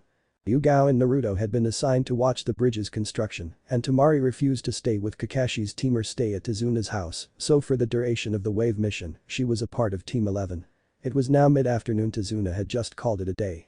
"Alright Tazuna, me, Yugao-sensei and Temari-chan are going to check something out, so I'm going to have my clones escort you home, okay?" asked Naruto. "Sure kid, just be back before dark," said Tazuna, getting a nod from the trio. Naruto then created 20 clones that started to escort Tazuna home, while Naruto led Yugao and Temari to the northeast of the island. "So where is this calling coming from, Naruto?" asked Yugao. "Ever since entering Wave Country, Naruto has felt as if something is calling to him." "This way," said Naruto, pointing out over the ocean. Naruto called Kushina. "Yeah what is it?" asked Naruto. "I think I know what's calling to you," said Kushina. "Yeah, it's about the right location," said Goku. What is it?" asked Naruto. "Our homeland Uzushiogakure," said Kushina. "Use my sand to make platforms for you, your teacher and your girlfriend, it'll be easier," said Shukaku. "Okay, and she's not my girlfriend, at least not yet though." Naruto, the gourd of sand on his back, dissolved, creating a large cloud of sand which then split into 3 smaller ones. "Well, come on, you two, hop on one," said Naruto, jumping on one of the sand clouds. Yugao jumped onto another one, while Temari climbed onto the last. "So Naruto, what did they have to say?" asked Yugao. "Huh?" questioned Naruto. "Your tenants, you stopped responding from a moment that usually indicates you're talking with them," said Yugao. "Naru-kun, what does she mean, tenants?" asked Temari. Naruto sighed. He knew this was coming, he would have to tell her eventually. "Temari, I am what people call a jinchuuriki," said Naruto. Temari's hair shadowed her eyes. "Which one?" asked Temari. "Ichibi, Yanbi and Kyubi," said Naruto. "3?" screamed Temari. "Not only that," said Naruto, drawing Shadow Star. "You see this sword?" questioned Naruto. "Yeah, what about it?" asked Temari. "It is sealed within it the soul of my mother," said Naruto. Temari looked at Naruto shocked. "Yeah, after I took an interest in sealing, I found that there was a piece of my mother's soul in the seal holding back the tailed beast, so I extracted it and sealed it in the sword. Now I have my mother in my mind, as well as 3 great and powerful beasts," said Naruto. "Why didn't you tell me?" asked Temari, hurt obvious in her tone. "I didn't want to lose one of my first friends," said Naruto, looking away from Temari. Naruto then heard someone jumping of the sand and sighed, thinking Temari had left, only then to be pulled into a hug. "That doesn't change a thing, Naruto, I'm still your friend," whispered Temari, who was now hugging the blonde jinchuuriki. Naruto wrapped his arms around Temari and smiled. "Thanks, Temari-chan," said Naruto. Temari kissed Naruto's forehead. "It's okay," said Temari. "So you didn't answer me," Naruto said Yugao after a moment. "Right, well, Ka-chan thinks it might be Uzushiogakure, and Goku agrees," said Naruto. "Right, so we're looking for an island surrounded by whirlpools," said Yugao. "Yeah," said Naruto. The 3 floated by dust cloud for about an hour until an island came into view. Not much could be seen of the island, as around the outside there were huge mountains, and around the island itself there were lots of whirlpools. The sand clouds that the trio was standing on headed to the only part of the outer edge of the island that wasn't mountain and dropped the trio down before the sand retreated into the gourd. "Well, this is the place," said Naruto, taking a step forwards. The 3 then headed through the forest towards the actual village. The trio walked for about 5 minutes through the forest. Once out of the forest, they were met with a huge majestic steel gate with an Uzumaki crest in the center. Naruto walked up to the gate and pushed on it. But unlike he had suspected, the gate didn't swing open. Instead, it simply fell off its hinges and fell to the ground, and the trio were greeted by the ruins of Yuzu. Naruto took a step forwards before something instantly caught his attention. It was a headband. The metal was sparkling in the sun. Naruto walked up to it and saw it was a Yuzu headband still tied proudly to the skull of a dead man. Naruto walked up to it and knelt down. "You may rest now, brother, you fought well," said Naruto. A tear dropped from Naruto's eye. Naruto stood back up. "Shadow clone jutsu," said Naruto, creating several thousand shadow clones. "Collect all the remains of Uzumaki and take them to the tower. Leave the headbands. Take any weapons you find," said Naruto, turning around, his hair shadowing his eyes. The clones took off to do their assigned tasks. Naruto continued to look at the floor. Temari walked up to him, and in the blink of an eye she was hugging him. Naruto burst out crying and clung to Temari. Temari just whispered words of comfort to the crying blonde. After a few moments, Naruto's crying died down to choked sobs, then stopped entirely. "Thanks, Temari-chan," whimpered Naruto. "It's okay, Naruto-kun," said Temari. Naruto stood up and rubbed his eyes before walking around the village, followed by Temari and Yugao. The trio walked around the village. They found 3 streams which all led to the center of the village, where there was a tower which was visible from all points of the village. Once they had explored the village they all headed towards the tower in the center, as Naruto had just received memories from his clones that had dispelled after having collected all of the Uzumaki bodies. They got to the tower to see it was over a raging whirlpool. Once they walked inside they found about 5 rows of 100 skeletons. Naruto looked over his fallen brethren and smirked. "Uzumakis are so awesome," said Naruto. Both other living occupants of the room smiled at Naruto, both knowing what he meant. Naruto looked over to a table and saw lots of weapons on the table, ranging from bows and arrows to blowguns and blow darts, from katanas to kunai, basically any weapon you could think of they were there. Naruto sealed all the weapons into a sealing scroll before walking over to a set of stairs going down. Once they walked down they found a vault that was sealed shut. "Wow, just wow," said Yugao looking at the huge sealing array on the door. "Yes," said Naruto as he studied the array for a few moments. "Ha, that's funny," said Naruto. "What?"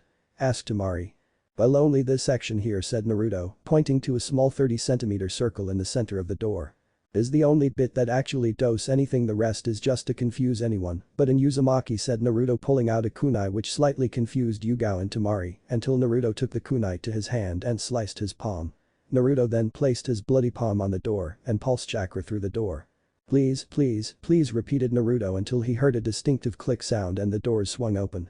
"Alright you two, this part I have to do on my own," said Naruto as he stepped into the dark. "Be careful, Naruto-kun," called Temari with severe concern in her voice. Once Yugao could no longer sense Naruto within the near vicinity, she turned to Temari. "You love him, don't you?" questioned Yugao. I, stuttered Temari. "Number with Naruto number." Naruto was walking in the dark, he could only see due to his heightened senses, thanks to his tenants. As he turned a corner he found that the next area was completely lit up. As Naruto walked into the room he saw hundreds of scrolls lining shelves, all categorized. The ones there were most of were Fuinjutsu with about 40% of the scrolls, followed by Kinjutsu with 30 roughly percent, then Ninjutsu with approximately 20% of the scrolls, followed by Taijutsu with around 7%, leaving the 3 remaining percent for Jinjutsu scrolls. As Naruto walked along the Ninjutsu section he found it was divided further, 25% water, 15% wind, 10% lightning, earth and fire, 9% for lava, ice and wood, leaving 3% non-elemental. The 2 scrolls that caught Naruto's attention were 2 in 2 separate glass cases that were lit up. Naruto walked over to the cases and put his hand on one, and his mind flashed with images of battlefield with red heads, fighting many battles with large jaguars, all sorts of colors and patterns. Then the images flashed to jaguars with scrolls, people riding jaguars and all sorts of other things, until Naruto was assaulted by an image of a black jaguar's face. Once Naruto came back to reality, he opened the case and pulled out the scroll. Before attempting to open the other case, Naruto created a shadow clone. "Here's a sealing scroll, seal everything here into it," said Naruto. His clone nodded before walking off. Naruto first strapped the scroll he pulled out of the case to his back before then placing his hand on the second glass case. Again Naruto's mind was assaulted by images, this time of wolves, basically the same ones as the jaguar ones, except with wolves instead. Once he regained his senses he found his shadow clone about half done. "Once you're done come up and give me the scroll," said Naruto. The clone nodded. Naruto walked back to his sensei and his friend with the 2 large scrolls on his back. "Oh, Naruto-kun, you're back," said Temari. "What's with the scrolls?" asked Yugao. "I'm fairly sure they're summoning contracts," said Naruto. "Haven't you already got 2 summoning contracts?" asked Yugao. "Yeah, but these are my clan contracts. Even if I had to give up my others I would," said Naruto. "You have more than one?" screamed Temari. "Yep, these represent them," said Naruto, pointed to his upper right arm. "So what, falcon and snakes?" questioned Temari. Naruto nodded. "Boy boss catch," said the Naruto clone, chucking Naruto the scroll. Naruto caught the scroll without even turning his head. "What's in that?" asked Yugao. "The Uzumaki clan jutsu library," said Naruto, walking up in the staircase, followed Temari and Yugao. Yugao was almost feeling like a third wheel here, but she had come along to make sure Naruto and Temari didn't get into trouble. The trio made it back to the ground floor of the tower. The 3 of them then went up a set of stairs on the other side of the room and followed them up to the top of the tower. Almost at the top the trio stopped when they saw a door. Naruto opened the door and the 3 walked in. It was an office of sorts. There was a desk with 1 chair behind it and 2 in front of it. Naruto walked over to the desk and found a black journal on it. He started to read it while Temari and Yugao looked around the office. Temari and Naruto looked at Yugao when they heard her gasp. The 2 looked at what she was looking at and saw a row of 4 pictures on the wall. The first was a woman with her red hair tied up into 2 buns. She had pupil-less back and she had a purple diamond on her forehead. The next one along was a man with short spiky red hair, golden eyes and 3 claw marks across his face. The third was another man. He had emerald green eyes with a claw mark over his right eye, his red hair was styled into a mohawk. The last was a woman. She looked almost identical to Kushina, the only exception being the different colored eyes, the woman in the picture having a blue right eye and green left. "Ha-chan, do you know that woman?" questioned Naruto mentally. "It's my mother. Those four are the past clan heads. I'd be up there if I hadn't been taken to Konoha to become the second jinchuuriki of Kurama," said Kushina. "That almost looks like Kushina-sensei," said Yugao. "That's because she's her mother," said Naruto. "Sensei, would you be so kind as to take those pictures down for me?" questioned Naruto. "I won't be able to reach them," said Naruto. Yugao smiled and pulled the 4 pictures off the wall and put them on the desk. Naruto took out a scroll, then pulled all the books out of the bookshelves, putting all the books, minus the black journal, along with the 4 pictures on the scroll. He sealed them all in it. Naruto then grabbed the black journal and the 3 continued looking. Naruto sat at the Wave family's table eating his food. He, Yugao and Temari had only gotten back about an hour ago, and Naruto hadn't touched anything he got because he knew if Sasuke saw it, he would bitch and moan, saying any and everything Naruto found should be his as he is an Uchiha, completely ignoring Naruto's lecture about the fact that Naruto is more Uchiha than Sasuke would ever be. Naruto just calmly ate his food and he planned to go through the stuff he got later when all of Team 7 had gone to bed because Naruto didn't trust Sai either. "Why do you even try?" spoke Inari, Tazuna's grandson. "You're all just going to die anyway, no one can beat Gato," said Inari. "No one's unbeatable," said Naruto. He's too strong, no one can beat him, so just go home back to your happy lives in a village far away with no problems in your worlds," shouted Inari. The second those words left his mouth the entire room's temperature dropped about 10 degrees. Naruto stood up quickly and in such a way no one could see his eyes. "If you'll excuse me," said Naruto as he walked out of the room and out of the house without another word. "What's his problem?" questioned Inari snidely. You little shit, oh boo-hoo, you lost your father and your village is in a small bind," boo-hoo, said Temari. "You don't know what pain is," yelled Inari. "Yes, I'll admit that I don't, but you don't either." Naruto has lived 15 years of his life in a village where almost everyone would like to murder him in his sleep. He had no family and no friends for a very long time. He had to live on the street for several years eating food out of the garbage, living in a box, and every other night he would be beaten to a bloody pulp, all for something he had no control over. "So when you say we know nothing of pain, remember there is always someone somewhere worse off than you," said Temari. "Now if you'll excuse me, I have a friend to find so he doesn't kill himself or worse," said Temari, running out of the room. "Did that boy really have a childhood like that?" questioned Tsunami, Tazuna's daughter. "No, it was much worse," said Yugao. Number meanwhile with Naruto number. Naruto stood in a clearing with his swords in his hands. Amaterasu called Naruto as his eyes morphed into his EMS form, lighting a tree on fire. Naruto then dashed forwards. Santoryu Onigiri called Naruto as he slashed at the same tree into many pieces. Naruto willed the sand out of his gourd, directing it over to another tree. "Sand coffin," said Naruto as the sand wrapped around the base of the tree. "Sand burial," said Naruto as the sand crushed the tree. Naruto made a horse hand sign. "Fire style great fire annihilation," called Naruto, breathing out a stream of fire that was several meters long and about twice as wide, burning several trees in the area. "Water style water dragon jutsu," called Naruto as a water dragon formed out of thin air and flew at the still burning trees. "Lava style lava globs," called Naruto, shooting several large globs of lava at the trees. "Wind style sonic boom," called Naruto as he clapped his hands together, creating a shockwave that shot forward, slicing several trees in half. Naruto's 4 tenants were worried for him but didn't know what to say to make him stop. "Naruto-kun," called the soft voice of Temari from behind him. "That'll do it," at all 4 of Naruto's tenants simultaneously. "Temari-chan," said Naruto as he turned to face her.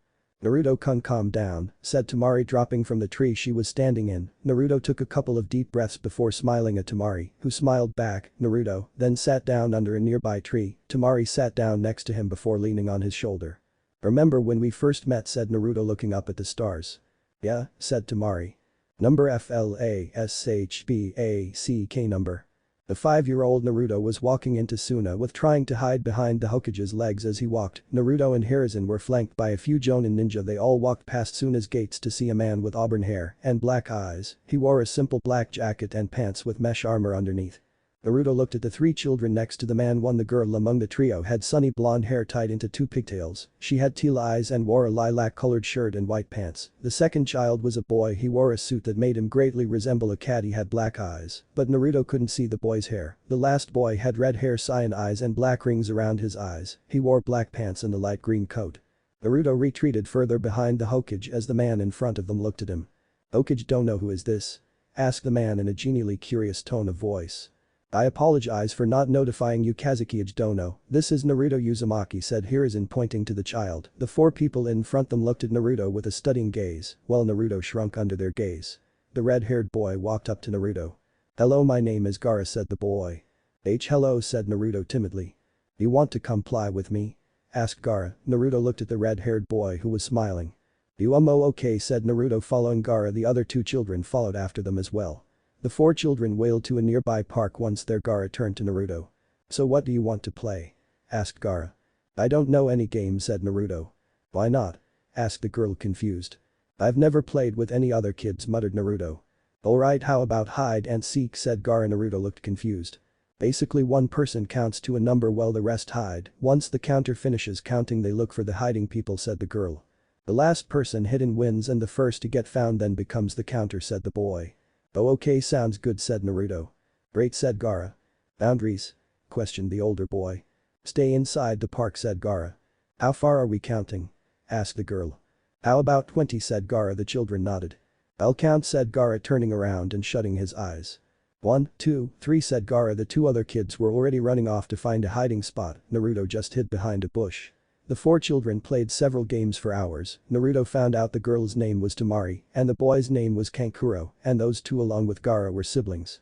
It was now late and Naruto along with the Sand siblings as he called them were walking back to the Kazekage Tower to see if the meeting was over. When they got there they found it wasn't. What are we going to do now? Asked Kankuro. Do you guys know any high places around here? Questioned Naruto. Well the top of this tower's pretty high up said Temari. Great let's go said Naruto walking up the stairs followed by the other three. Once they got to the top of the tower they all looked out over the village. Wow, said Naruto. So why did we need to be someplace high Naruto? Asked Temari. Naruto turned to her, then looked up. That's why said Naruto pointing up. Beautiful said Temari. Number flashback, END number. The stars are just as beautiful as back then said Temari. Not as beautiful as you Temari-chan said Naruto. Nah Naruto-kun. Questioned Temari looking at the blonde blush coloring her cheeks. Yes Temari-chan. Questioned Naruto looking at the girl. He had a smile on his face which made Temari blush even more. She smiled and closed the distance between them capturing his lips with her own. The kiss lasted little more than a second. As Temari pulled her lips away, Naruto pulled her back into another lip lock. Once the two parted Temari shifted herself, so she was sitting in Naruto's lap with her head on his shoulder. Naruto wrapped his arms around her as the two just gazed at the stars. The two both slowly yielded to the calling for sleep and fell asleep still in the same position under the tree. The next morning Naruto awoke first, he made a shadow clone and quickly substituted with it. Naruto then went for a little walk into the forest. As Naruto walked he saw a feminine-looking boy picking some herbs. Good morning there said Naruto walking up to the boy. Oh hello said the boy turning around to look at Naruto. Did you do know that's the hunter Nin right? Questioned Kyuubi mentally. Yeah I know, but if you were paying close attention you would feel what I do replied Naruto. So what are you doing out here so early? Asked the boy. Well last night I was training and must have fallen asleep said Naruto. Oh so you're a ninja then? Questioned the boy. Yeah Jen and Naruto Uzumaki at your service said Naruto. Well it's nice meeting you Naruto-san, my name is Haku, said the boy now dubbed Haku. Would you like some help? Asked Naruto pointing to the basket of herbs in Haku's hand. If you wouldn't mind said Haku. Naruto nodded and started helping Haku pick herbs. So Naruto-san do you have someone precious to you? Asked Haku. Naruto thought about it for a moment. Yes I have several said Naruto with a smile. That's good I believe when you're protecting someone precious that is when we become truly strong said Haku. Is that why you're picking herbs, to help someone precious to you? Asked Naruto. Yes he's a man I owe my life to he saved me from a life on the streets, this is the least I can do to repay him said Haku. He sounds like an honorable man, so why is he working for Geto? Asked Naruto. Beg your pardon said Haku. Haku don't play dumb I know you're the hunter Nin, and I have known since I found you just tell me why is Abusa working for Geto? Questioned Naruto with a serious look on his face. He needs the money to fund his second attempt to topple the Yonde Mizukage said Haku. Bigura of the Bloody Mist muttered Naruto. Yes said Haku. I need to speak to Zabuza said Naruto. Not going to happen said Haku standing up and starting to walk away. Haku said Naruto. Haku stopped and turned. If you won't let me speak to him in person then would a letter be any better? Questioned Naruto. Alright fine said Haku. Thank you said Naruto as he pulled out a piece of paper and proceeded to write on it before handing it to Haku. Thank you Haku said Naruto walking away. Farewell Naruto-san said Haku. I hope we meet again, just not on the battlefield, Haku said, Naruto walking away back towards Temari. Once Naruto got back, he found Temari in a battle stance with her fan at the ready. In the blink of an eye she swung her fan in a massive arc. Wind-style wind scythe jutsu called Temari as wind shot of her fan in a wave, slicing several trees in its path. Nicely done, said Naruto, clapping. Temari turned to him, then looked from Naruto to his clone and back again. Am I missing something? Questioned Temari, looking at the clones. The second Naruto burst into a cloud of smoke. Oh right, shadow clones, my bad, said Temari, looking sheepish. Well, let's go, Yugao-sensei's probably getting worried now, said Naruto. Number meanwhile, with HAKU number. Haku had just walked back into the base that he and Zabuza were using. Zabuza-sama, I'm back, said Haku. What the hell took you so long? Questioned an angry Zabuza. I came across one of the leaf ninja, said Haku. Oh, which one? Asked Zabuza. The blonde one who worked out that I was the hunter nin and asked me to give you this, said Haku, handing the piece of paper Naruto wrote on. What the hell could he want? Questioned Zabuza as he started reading the letter. Interesting, muttered Zabuza. Did you read this? Asked Zabuza. Haku shook his head. Read it, said Zabuza, handing the note back to Haku, who then read it. Is he serious? Questioned Haku. You tell me, said Zabuza. Well, the hunter nin after us have died down recently, said Haku. Read a bit further, said Zabuza. Haku nodded and did as instructed. How did he know that? Questioned Haku, looking very concerned. You didn't tell him, give him the slightest hint? Nothing. Questioned Zabuza. No, I didn't tell him about that, said Haku. Things are getting interesting, muttered Zabuza. Wind-style Sonic Boom. C-rank short-range user claps hands together, shooting out a shockwave in a 180-degree arc, going for about 10 meters. I know, again, this is a random chapter, but it is kinda needed backstory and setup, and I was never going to do the battle on the bridge over 2 chapters. Next time, bridge battle. Oh, look at the very inconspicuous mist that is covering the bridge, and just the bridge, yelled Naruto sarcastically. I haven't had this much fun in years, said Zabuza, dashing forwards with his sword at his side. Well, looks like I have one choice left, said Haku as he went through hand signs. Time to die, said one bandit for you, growled Naruto in a demonic tone of voice. Naruto walked towards the bridge with all of the leaf nin and Temari. He was keeping a close eye on Kakashi and his team. Naruto had left a couple of shadow clones back at Tazuna's house in case Gato tried something. Oh, look at the very inconspicuous mist that is covering the bridge, and just the bridge, yelled Naruto sarcastically as the group drew near the bridge to see it covered in mist. Oh haha, you're so funny, said a sarcastic Zabuza from inside the mist. Temari, Sakura and Sai stood back with Tazuna as Kakashi, Sasuke, Yugao and Naruto walked forwards. So did you think about my proposition? Questioned Naruto. The mist lit up a bit to reveal Zabuza in battle attire, and the same with Haku. I did, and I came to the conclusion that if you and one of the other leaf nin can beat us, we'll accept, said Zabuza. Yugao-sensei care to help me? Questioned Naruto. Sure, said Yugao. You two aren't fighting, Zabuza and his apprentice Sasuke and I are, said Kakashi as he stepped forwards. The bad haddock, this is now my fight, so get lost or get cooked, said Naruto as a second Naruto appeared beside Naruto facing Kakashi and Sasuke, who both had their Sharingan revealed. The Naruto clone revealed his EMS. Come at me, I dare you, said the clone. Sasuke froze at the sight of Naruto's EMS. Kakashi backed up. Smart choice, said the real Naruto. Both Kakashi and Sasuke jumped back as Naruto faced the ground with his eyes shut, cracking his neck. Well, Zabuza, Haku, said Naruto before his head snapped up to face the two of them. Let's dance, said Naruto, his eyes glowing with his EMS as the gourd on his back shattered into sand. Zabuza grinned psychotically before launching off the bridge at Naruto, brining his huge blade down on the blonde, only for his blade to be stopped, but not by Naruto, by Yugao. You've already had a crack at Naruto, I want to face a mist swordsman blade to blade, said Yugao. Besides, I wish to have a conversation with my kinsman, said Naruto, leaping at Haku, who pulled out several senbon to block the incoming attack of Naruto. Number with Yugao and Zabuza number. The two blades were locked as Zabuza tried to overpower Yugao. Your fighting style reminds me of a woman I once had the pleasure of fighting, said Zabuza as he leapt back from Yugao, who leapt back from him. Oh yeah, who would that be? Questioned Yugao as she went for a lower to higher diagonal slice, only for Zabuza to block with his sword. Zabuza then went to punch Yugao in the face, only for the woman to jump to the side and run at him again. The woman was Kushina Uzumaki, do you know of her? Questioned Zabuza. Ants of the crescent moon, called Yugao. In an instant 2 shadow clones materialized beside her, one took off left, the other took off, and Yugao rushes forwards at high speeds, before jumping up and bringing her sword down on Zabuza, and in the same instant the 2 shadow clones stabbed the man in the sides. Zabuza then fell to pieces after turning into water. Yes, I know Kushina, she was my sensei, she taught me all I know about swords, said Yugao, blocking the attack from Zabuza from behind her. Interesting, said Zabuza, who jumped back after his blade was blocked before vanishing into the mist. Your little mist trick won't work on me, said Yugao, spinning around, and as she did she pegged a kunai at a patch of mist.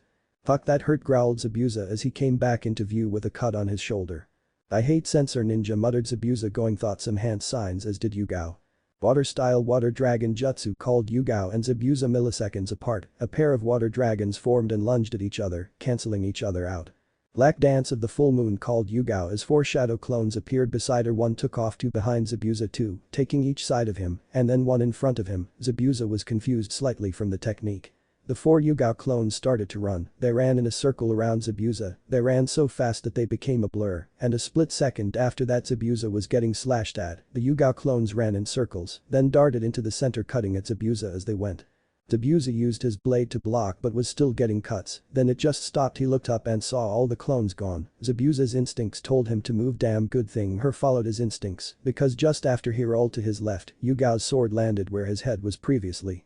That's it, lady, you've pissed me off, said Zabuza. He did a couple of hand signs, and 3 water clones appeared beside him. Water-style water needle jutsu, shouted one of the clones after doing hand signs. Thousands of water needles shot towards Yugao. Water-style water dragon jutsu, called another clone, launching a dragon at Yugao. Water-style water shark bomb jutsu, called the third clone, a shark forming out of water before flying at Yugao at high speeds. Yugao skillfully jumped over all the water needles, landed on the back of the dragon and ran down it, then jumped onto the water shark before stabbing it in the head with her sword, only to be bifurcated by Zabuza's massive blade. Zabuza smirked. But it dropped in less than a second when he saw a log that had been cut in 2 in place of Yugao. Damn it, muttered Zabuza, before swinging his massive blade around and dispatching a clone of Yugao that tried to sneak up on him. Yugao then leapt from her hiding place and ran at Zabuza. The 2 once again locked blades. You're the most skilled person that I have fought in a long time, said Yugao as she jumped back. What about that blonde kid, he's good? Questioned Zabuza, blocking a sideways slash with his massive blade. Naruto doesn't count, he is my apprentice, and most times in straight-up kinjutsu battles I still beat him, said Yugao, flipping to the side.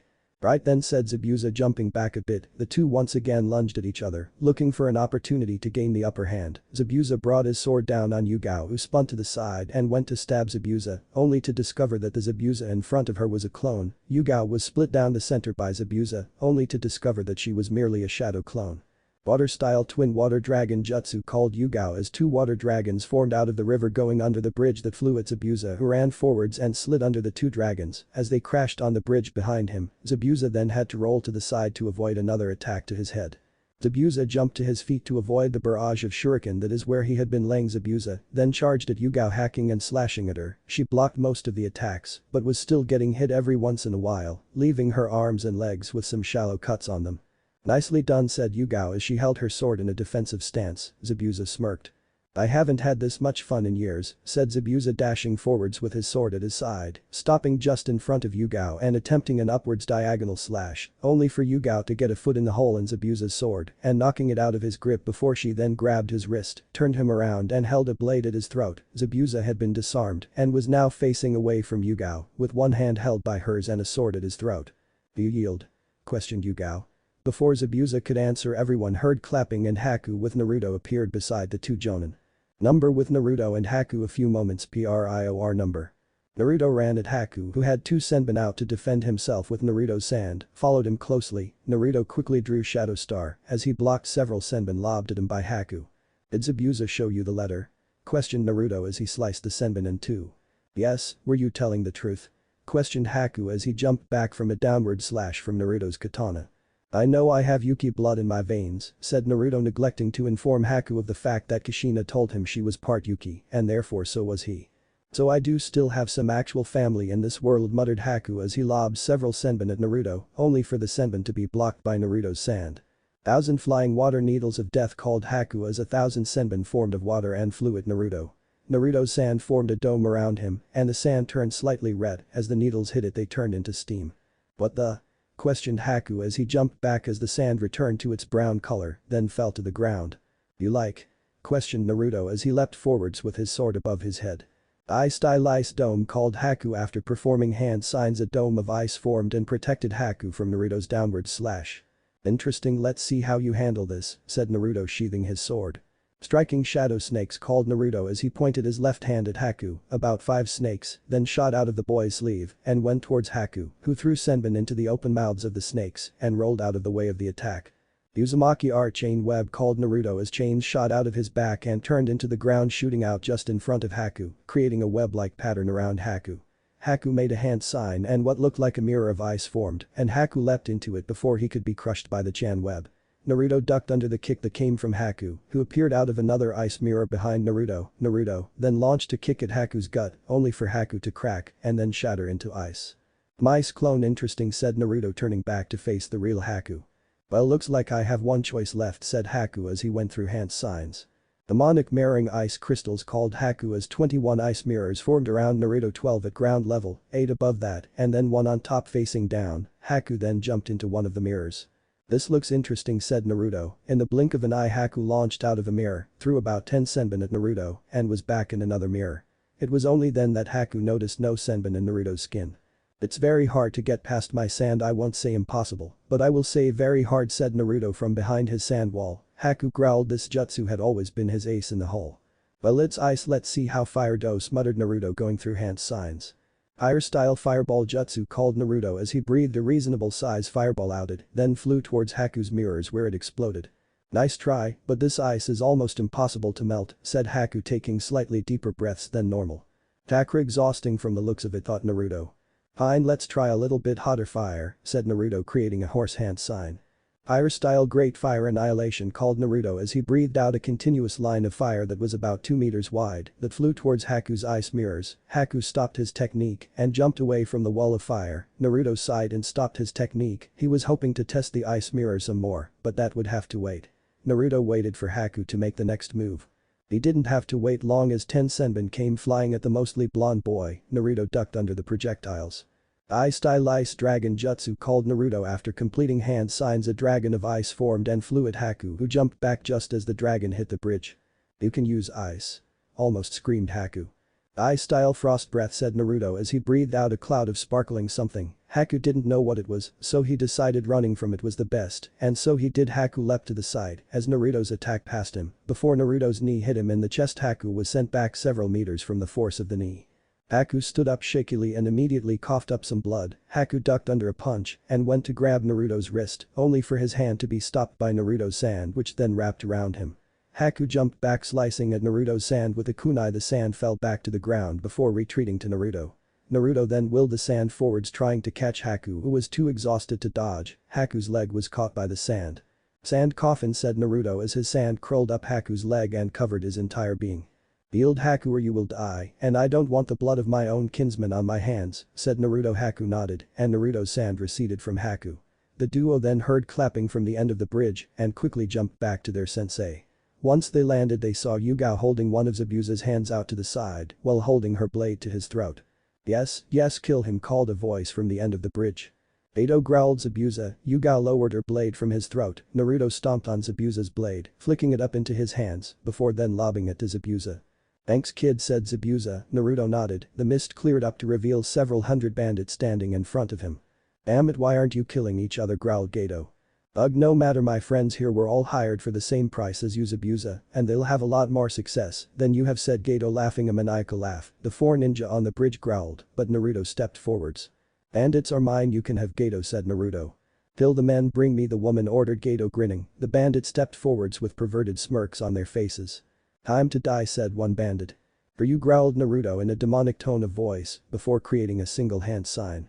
Fire-style great fire annihilation, roared Naruto as flames spewed from the boy's mouth, shooting the bridge and was as wide. The flames ate the bandits alive, incinerating them, burning the ashes to ashes in the blink of an eye, and in under a minute the only one left standing was Gato. Naruto turned. All yours, Zabuza, said Naruto, walking away. Zabuza then lunged at the short fat businessman. It was a fine sunny day in Fire Country, and 5 figures could be seen walking along the main road to Konoha. These 5 figures were Naruto, Zabuza, Haku, Temari and Yugao. The 5 of them had left Wave Country the day after the battle on the bridge. Yugao felt, given that Zabuza had eliminated the main threat, they could leave Kakashi's team with the cleanup that, and the fact that Temari had needed to be at Konoha about a week prior. Naruto had already sent word to the Hokage for his plans with Zabuza and Haku, actually having a summons ask after he gave Haku the letter. So now the 5 were headed to Konoha. The group walked at a leisurely pace for ninja, full sprint for civilians. Towards Konoha they dabbled in light conversation, but nothing lasted, so they all settled for listening to the sounds of nature. "So Naruto, what's Konoha like?" questioned Haku, breaking the hour of silence. "I'm not sure I'm the best person to ask about that," Haku said. Naruto. "Why?" asked Haku. "I've only seen the darker side of Konoha, the dark underbelly of the sunny village that everyone thinks Konoha is," said Naruto, sadly looking off into the distance. It was now that Zabuza decided to ask something. "So is the blondie a jinchuuriki?" whispered Zabuza to Yugao. "Yes," said Naruto, confusing Haku and Temari. "Zabuza, you would have to be a lot further away for me not to hear you whispering," said Naruto, not even turning to face the man. "Do you mind if I ask you which one?" questioned Zabuza. "Yes," said Naruto. "Beg pardon?" questioned Zabuza. "Not one," said Naruto. Zabuza blinked. "You mean you contain more than one?" questioned Zabuza. "Three to be precise," said Naruto, as the gates of Konoha came into view. Once the gates came into clear view they could see that the Hokage was there with several Anbu agents. "I have already informed the Hokage about you two. The Anbu are here to take you to interrogation," Zabuza said. Naruto. Zabuza nodded, handing his sword to Naruto. "You're taking care of my sword till I'm out," Gaki said. Zabuza. Naruto nodded and sealed the sword away. "Hello Zabuza-san, welcome to the Leaf Village. Now will you please go with the Anbu to interrogation? Oh, and your apprentice too," said Hiruzen, as the group of 5 walked up to the gates. "Yes Hokage-sama," said Zabuza, bowing to the man. Then he and Haku followed the Anbu away.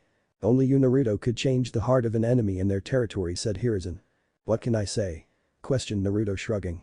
"Well, I'll expect a report from you at some stage, but for now I believe you have some people wanting to see you," said Hiruzen with a smile as he spotted Temari with the Leaf duo. "And it looks like the missing one had found you while out on your mission," said Hiruzen, smiling down at the blonde girl. "Any idea where I might find my friends?" asked Naruto. "Try Training Ground 27. I gave them exclusive rights to use it while in the village," said Hiruzen. Naruto nodded. "Come on Temari-chan," said Naruto, grabbing Temari's hand before the duo leapt away. "So anything interesting happen on your mission, Yugao?" questioned Hiruzen. "I would prefer to talk in your office, Hokage-sama," said Yugao. "Of course," said Hiruzen, leading her away. Number with Naruto and Temari number. The duo were running along the rooftops headed towards Training Ground 27. "Naru-kun," called a voice from the duo's left. Naruto turned to face the voice. "Ten-chan," called Naruto as Tenten came flying at him. He caught her in a hug and spun around, the both of them laughing. Temari had a well-hidden but still visible look of annoyance. "You're back," said Tenten. "Yeah, I just got back," said Naruto, letting go of Tenten before standing next to her. "Ten-chan, this is my friend Temari-chan. Temari-chan, this is my girlfriend, Tenten-chan," said Naruto. "Nice to meet you, Temari," said Tenten, holding out her hand. "Same to you, Tenten," said Temari, both smiling at one another as they shook hands. "So what are you doing, Naru-kun?" questioned Tenten. "I'm taking Temari to Training Ground 27 and looking for her two brothers," said Naruto. "Oh okay, do either of you mind if I tag along? I have nothing to do now," said Tenten. Naruto looked at Temari, who shrugged. "Let's go," said Naruto, leaping off towards the training grounds.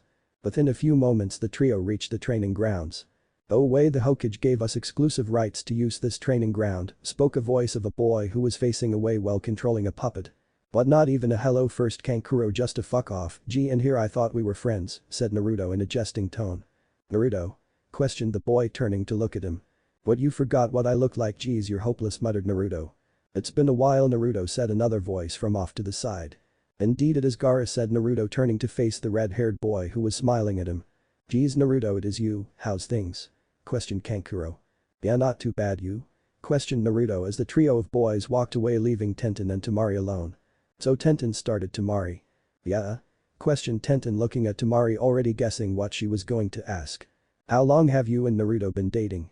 questioned Temari. "The day before he left for the mission to the wave," said Tenten, smiling as she thought back to the day. "And how long did you know him before that?" asked Temari.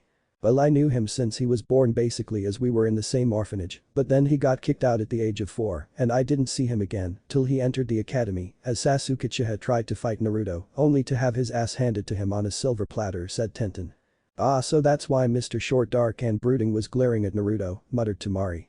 "Did Naru-kun tell you that name or did you think it after you met him?" giggled Tenten. "Naruto-kun told me, but it just fits so perfectly," said Temari, giggling. They both shared a laugh at the emo avenger of the Uchiha clan. "So what about you, how did you meet Naru-kun?" questioned Tenten. "Well, when he was 5 he came with the Hokage on a diplomatic mission to Suna and he played with me and my brothers while the Hokage and my father the Kazekage were in boring meetings," said Temari. The two stood in silence for a moment. Tenten was the one to break it. You love Naruto, don't you?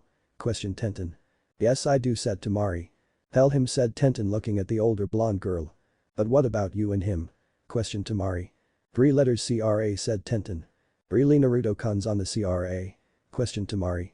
Yeah, he is. Before you ask, he has to take at least 6 wives, said Tenten. The two continued to talk for a while, that is until Yugao appeared in the training grounds in a swirl of leaves. Yugao, what is it? Questioned Tamari. Have you seen Naruto? He's needed in the Hokage's office, said Yugao. Last we saw he was, said Tamari, interrupted when Naruto stood in front of them. I'm here, Yugao-sensei, said Naruto. Hokage's office now, said Yugao, disappearing in a swirl of leaves. Naruto then hugged Tamari, then walked over to Tenten and kissed her cheek. See you two later, said Naruto, vanishing in a swirl of sand. The teacher-student duo appeared in the Hokage's office to see Haku and Zabuza there. Ah, Naruto, there you are, said Hiruzen, smiling at him. Sup, said Naruto, waving his hand. Now Zabuza and Haku have been cleared, said Hiruzen. Naruto nodded and smiled. Congrats you two, said Naruto, smiling at the two former Mist Now Leaf shinobi. Both were smiling, grinning at the boy. Now the next thing is that Haku has expressed an interest in joining you under Yugao, thereby forming Team 11. Yugao has already given her nod for the idea. We just need your input, said Hiruzen. Naruto thought about it. Yeah, I would like having Haku on a team with me, said Naruto, nodding, swinging an arm over Haku's shoulder. Hiruzen nodded. Alright then, as of today Team 11 is now formed, Yugao being sensei teaching Jen and Naruto Uzumaki and Jen and Haku Mamachi, said Hiruzen. Naruto smiled, looking at Haku, then to Zabuza, who was looking away. And Takubetsu Jimnin. Zabuza Mamachi, you are now the latest member of the torture and interrogation team, said Hiruzen with a smile. Zabuza's face changed to a sadistic one. Kami saved the poor soul to get stuck with Zabuza, Anko and Ibiki, said Naruto. Hiruzen, Yugao and the hidden Anbu all paled at that. Changing subjects, Hokage-sama, I would like to nominate Team 11 for the Chunin exams, said Yugao. Hiruzen nodded and handed the duo some forms. Take those to room 301 next Monday, said Hiruzen. Both Haku and Naruto nodded. Is that all? Asked Naruto. Hiruzen nodded. Naruto walked out of the room. Haku, Zabuza, come with me, said Naruto as he went. Both ninja looked at Hiruzen, who nodded. So Zabuza and Haku followed Naruto. You two can stay in my clan's compound, said Naruto, walking towards the clan districts of Konoha. Thanks kid, very generous of you, said Zabuza. Well, you guys are family, so why not, said Naruto. Both nodded as the trio kept walking. Once they got to the compound, Naruto stopped the two. Alright, you two have to wait here for a moment. There's a set of seals that stop people breaking into the compound, so basically only those with Uzumaki DNA can enter. Well, the seals are up, but if I let you two in, then put the seals up, you're placed on a list of accepted people, said Naruto, getting a nod from both Zabuza and Haku. Naruto then walked into the compound and out of the duo's sight, then what looked like a barrier dissolved in front of the two. So the two walked inside and the barrier returned. Alright, good to go, you two, just test to make sure it worked so you don't get caught out late at night, said Naruto. Both Haku and Zabuza walked out of the compound gates, then back in. Okay, problem solved, said Naruto. Oh, and if you guys are planning to bring a hot date home, you have to tell me so I can make a temporary override seal, said Naruto. Both nodded, Haku slightly blushing at the thought. Number the next DAY number. Naruto was walking down the road looking for something to do as he had been given the week off to rest before the Chunin exams. There was only one problem. Naruto was bored as hell. Heck, he would even settle for catching the supposed demon cat, as Tenten called it. Naruto rounded a corner and came upon a curious sight. 3 Iwa ninja. Naruto blinked once, twice, thrice. No, they were there. Those 3 are really there, aren't they? Questioned Naruto internally. Yes, and that one in the armor and the hat has one of us in him, said Kurama. Really, which one? Asked Naruto. I think it's Gobi Kakuo, said Kurama. Boy, you there, said one of the Iwa ninja. He was a man. He was covered head to toe in red-colored armor. He had orange eyes and was quite tall. He looked a little old to be a genin, but if he was like Naruto, he wouldn't put it past a village to keep him so unskilled that he was still a genin. Yes? Questioned Naruto. Never mind, said the man, narrowing his eyes at Naruto. The only girl of the group walked forwards with a studying gaze on her face as she looked at Naruto curiously. Something you wish to know? Asked Naruto. Your name? Questioned the girl. You know it's polite to give your own name prior to asking for another's, said Naruto. Me, I'm Kuritsuchi, said the girl. The girl had pink pupil-less eyes, black hair, and wore a red uniform with the right sleeve missing and a lapel over her right leg, with a brown jacket over the top, fishnet tights and a skirt over them. She also wears regular shinobi sandals and a pair of gloves. I'm Naruto Uzumaki, said Naruto. Naruto and Haku walked side by side into the academy. Today was the day of the Chunin exams. Haku had his haircut now being relatively short coming down to just over his eyes. He now wore a long-sleeved light blue shirt with a white snowflake on the back and an icy blue dragon on the front. Haku also now wore a pair of long black pants, a pair of black gloves and black ninja sandals. Haku had a pair of tanto strapped to his sides and wore his leaf headband around his left shoulder. Naruto's right upper arm was now covered in tattoos, snakes, falcons, jaguars and wolves. Everyone who Haku and Naruto walked past would swear when they walked past the temperature dropped about 10 degrees. Naruto had his EMS active, as well as two scythes attached to his back crossed under his gourd, and the duo was also leaking some kai. As they walked past all in all the two looked very intimidating. As the duo walked up the stairs they came to a door with a crowd around it. The sign above the door said 301. Both Haku and Naruto sighed at the jinjutsu on the sign and walked past and up to the next level. They walked down the hall and found the real room 301. Once they walked in, they were bombarded with kai. Both stood there with a bored look on their faces. Really, is this all a room full of genin can manage? Questioned Haku. Naruto moved his head so his eyes were shadowed by his hair. He stood there with his eyes closed for a second as if contemplating something. The room slowly got colder and colder until people could actually see their breath as Naruto and Haku still stood in the doorway. Naruto's head snapped up, his eyes shot open, and on his face was plastered the most sadistic, scary and downright intimidating grin. Naruto's eyes had a very eerie blood-red glow to them, and Naruto released some of his kai. The effect was instantaneous. Several genin lost consciousness, a few pissed themselves, some almost crapped themselves, and even two full teams got up and ran out of the door. The second Naruto and Haku moved over to the corner. Naruto leaned on the corner wall and Haku sat on a desk right next to the wall. The wall where Naruto was leaning on and the desk where Haku sat froze. A few moments after Naruto and Haku walked into the room, Ino, Choji and Shikamaru entered. All three looked a little intimidated by the kai. The three of them walked off and found a table to sit at. Moments later, Kiba flanked by Hinata and Shino walked in. Kiba was laughing like an idiot, Hinata was more scared than normal, and Shino was Shino. The second trio of Leaf Shinobi gave a quick nod to Team 10 before walking to another table to sit at. Several minutes later in walked Team 9. Tenten spied Naruto but decided to leave him be with his intimidation, so went and sat with her team. A couple of moments later the door opened again. Sasuke yelled Ino as she tackled the Uchiha. "Did you miss me?" questioned Ino. "Get off him, Ino pig," yelled Sakura grabbing Sasuke's arm. "You get off him, forehead," yelled Ino. "Damn Ino, do you have to be so troublesome?" questioned Shikamaru as he and Choji walked over to Sasuke's team. "Yahoo, looks like we all made it," yelled Kiba walking back over to the door with his team. "Hey, you guys should be quieter," said a white-haired ninja with a leaf headband and glasses approaching the group. "You guys are rookies just out of the academy, right? Screaming like schoolgirls, gee," said the nin. "This isn't a picnic," continued the nin. "Who do you think you are?" questioned Kiba. "Me, I'm Kabuto." "But instead of me, look behind you," said Kabuto. The 9 rookie leaf nin turned their heads and saw a team of 3 ninja with aim headbands glaring at them. "Those guys behind you are from the Hidden Rain village and they have short tempers. Everyone is nervous about the exam, so quiet down before you cause a scene," said Kabuto. "Well, I suppose I can't blame you, after all you are just rookies fresh out of the academy. Funny you kinda remind me of how I used to be," said Kabuto adjusting his glasses. "So Kabuto-san, right?" questioned Sakura. "Yeah," said Kabuto. "Is this your second time taking the exams then?" asked Sakura. "Nope, try 7th time with the exams being held twice a year, that makes this my 4th year," said Kabuto. "Really, wow, so you must know a lot about the exams," said Ino. "Yeah, and you cute little rookies have caught me in a good mood, so I'll help you out with my nin info cards," said Kabuto pulling a deck of cards out of his pocket. "Nin info cards?" questioned Kiba. "They're basically cards with info burnt into the with my chakra. I have 4 years' worth of cards here, over 200 of them," said Kabuto. "They may look blank, but if I push my chakra into them," said Kabuto pulling the top one off and placed his pointer finger at it, then it went from blank to a map of the elemental nations. "Braffs, what kind of info is this?" asked Kiba. "This is the number of those taking the exam as well as a breakdown of what country they're from," said Kabuto. "Do you have cards with info on individuals?" questioned Sasuke. "There's some guys here you're worried about. Of course the info on this exam's participants isn't perfect, but I do have it. I even have info on you guys. Say something about these guys and I'll take a look," said Kabuto. "Rock Lee of Konoha, Gaara of Suna and Naruto Uzumaki of Konoha," said Sasuke. "Oh, you have names, you're no fun," said Kabuto before pulling 3 cards out. "Show me," said Sasuke. First up we have Rock Lee of Konoha. He had completed over 50 D rank missions and 10 C ranks. His taijutsu is his best skill, the rest barely registering. His teammates are Niji Hyuga and Tenten Higurashi, under the tutelage of Might Guy, said Kabuto, giving the genin a minute to process the information before moving on.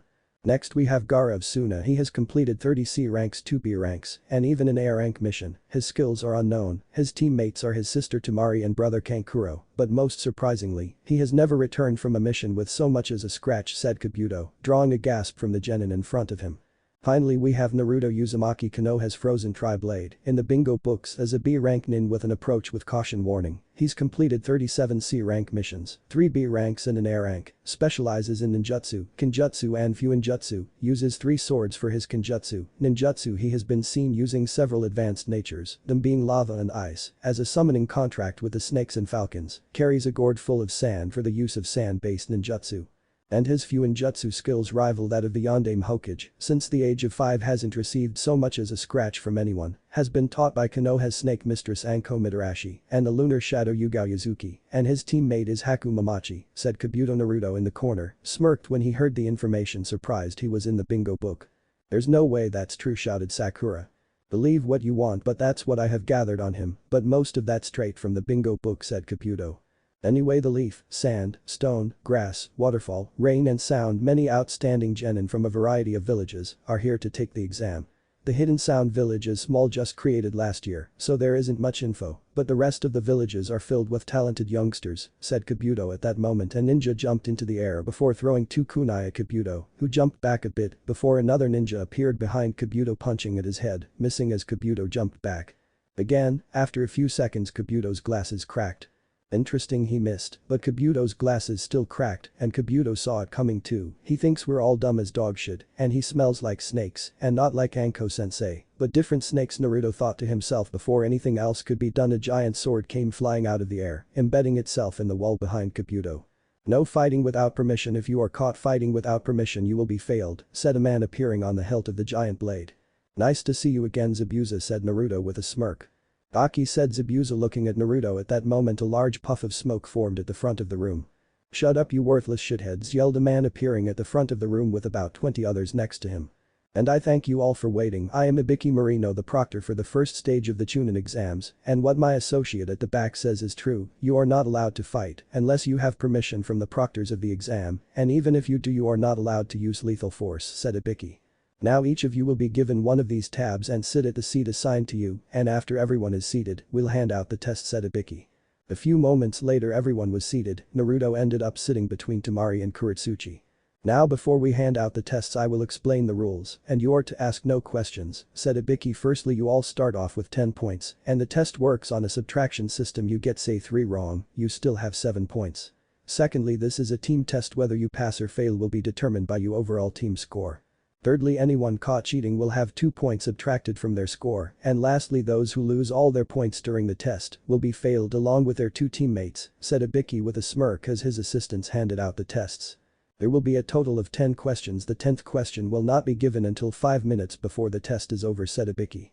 Now the test will last an hour and you may begin, said Ibiki. Everyone flipped over their test and the room was filled with the sound of pencils scribbling on paper. Do they really expect Genin to be able to answer this stuff? Thought Naruto looking at the difficult questions. He would admit he wasn't the sharpest tool in the shed, but he was far from stupid. Naruto thought for a moment, thinking about the rules, the whole setup of the test. They're trying to make us cheat to test our information gathering skills, thought Naruto. He quickly scanned the room and found Haku, but more interestingly found 2 people that didn't look like Genin. Quickly, Naruto made a hand sign hidden under his desk. A mirror formed one of the 2 people who didn't look like a Genin. Ibiki stood at the front with Zabuza standing beside him, watching over the whole group. Both noticed the ice mirror and smirked. And the real test begins, thought Zabuza and Ibiki in unison. All those who remain, roared Ibiki in a pissed off tone. Ah, said Ibiki completely calmly. What, screamed most of the Genin. Ibiki was about to explain when he was interrupted by a bundle of cloth flying through the window. It was quickly being pinned to the roof by a pair of kunai. Anko-sensei early, said Naruto, not even looking at the woman. 25, you let 25 teams pass Ibiki, you're getting soft, man, said Anko. Maybe we just have a stronger bunch this year, Anko suggested Ibiki. Whatever, they'll be less than half once I'm done with them, said Anko looking crazy and licking a kunai. Alright brats, training ground 44 now, said Anko jumping out of the broken window. In the blink of an eye Naruto had 2 jumped out of the window following Anko. What just happened? Asked Tamari. The second exams proctor called for you all to go to training ground 44, and I'll tell you lot, if you're not there in about 10 minutes, you'll be failed, said Ibiki. This caused the rest of the genin to fly out of their seats and out the doors and in a few cases windows and run towards training ground 44. Number 5 minutes later training ground 40 FOUR number. A huge mob of Chunin hopefuls stood outside a fenced-off forest. "Welcome runts to my playground training ground 44, affectionately called the Forest of Death," said Anko, who was sitting on a fence post. She had a grin on her face. "Alright, here's the deal. 5-day. Every team is given one of 2 scrolls. The objective is to get to the tower in the center of the forest within the 5 days. The catch: all of your team has to be at the finish line, and you have to have one of each scroll: 1 earth 1 heaven scroll, and you can't open the scrolls before you get to the tower, but by far the best part, killing is allowed," said Anko with a psychotic grin on her face, making some genin shudder. Anko then pulled out a stack of forms. "All of you need to sign one of these saying that if you die it's not our fault," said Anko, giving the stack of forms to the closest genin, that just happened to be Naruto. Naruto grabbed a from and passed it to Haku and then took one for himself before handing the forms on.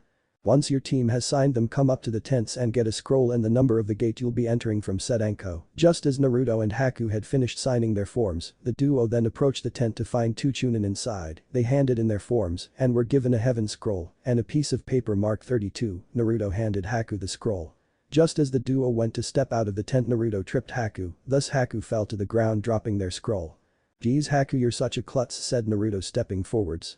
"Naruto, you fucking asshole, now everyone knows what scroll we have," yelled Haku, catching on to Naruto's plan. Everyone looked over to Naruto and Haku saw the heaven scroll before Naruto quickly snatched it off the ground before storming away, Haku quickly getting up and chasing after him. "Clever Jiki," thought Anko from her perch on top of the fence.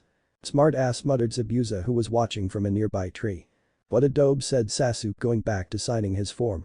Number half an hour later number. Naruto and Haku were both standing at the gate marked 32. Naruto had the scroll in his pocket. "Alright Haku, I've got a plan," said Naruto. "Okay, let's hear it," said Haku. "Alright, well, we have 5 days in the forest and an earth scroll to get, but that doesn't mean we can't take more scrolls to knock more people out of the next round," said Naruto. "I'm still listening," said Haku. "Right, well, the idea: we both split up once we get into the forest and I'll send a blood clone with you just so if you get into trouble it can jump in and help, and what we do, attack any team so long as it's not any Konoha team except team 7, the Suna team and the Iwa team, and take their scrolls. Then tomorrow we meet at the tower with the scrolls," said Naruto. "I like the idea and almost everything about it," said Haku. "Almost everything?" questioned Naruto. "I get the Konoha and Suna team, but the Iwa team?"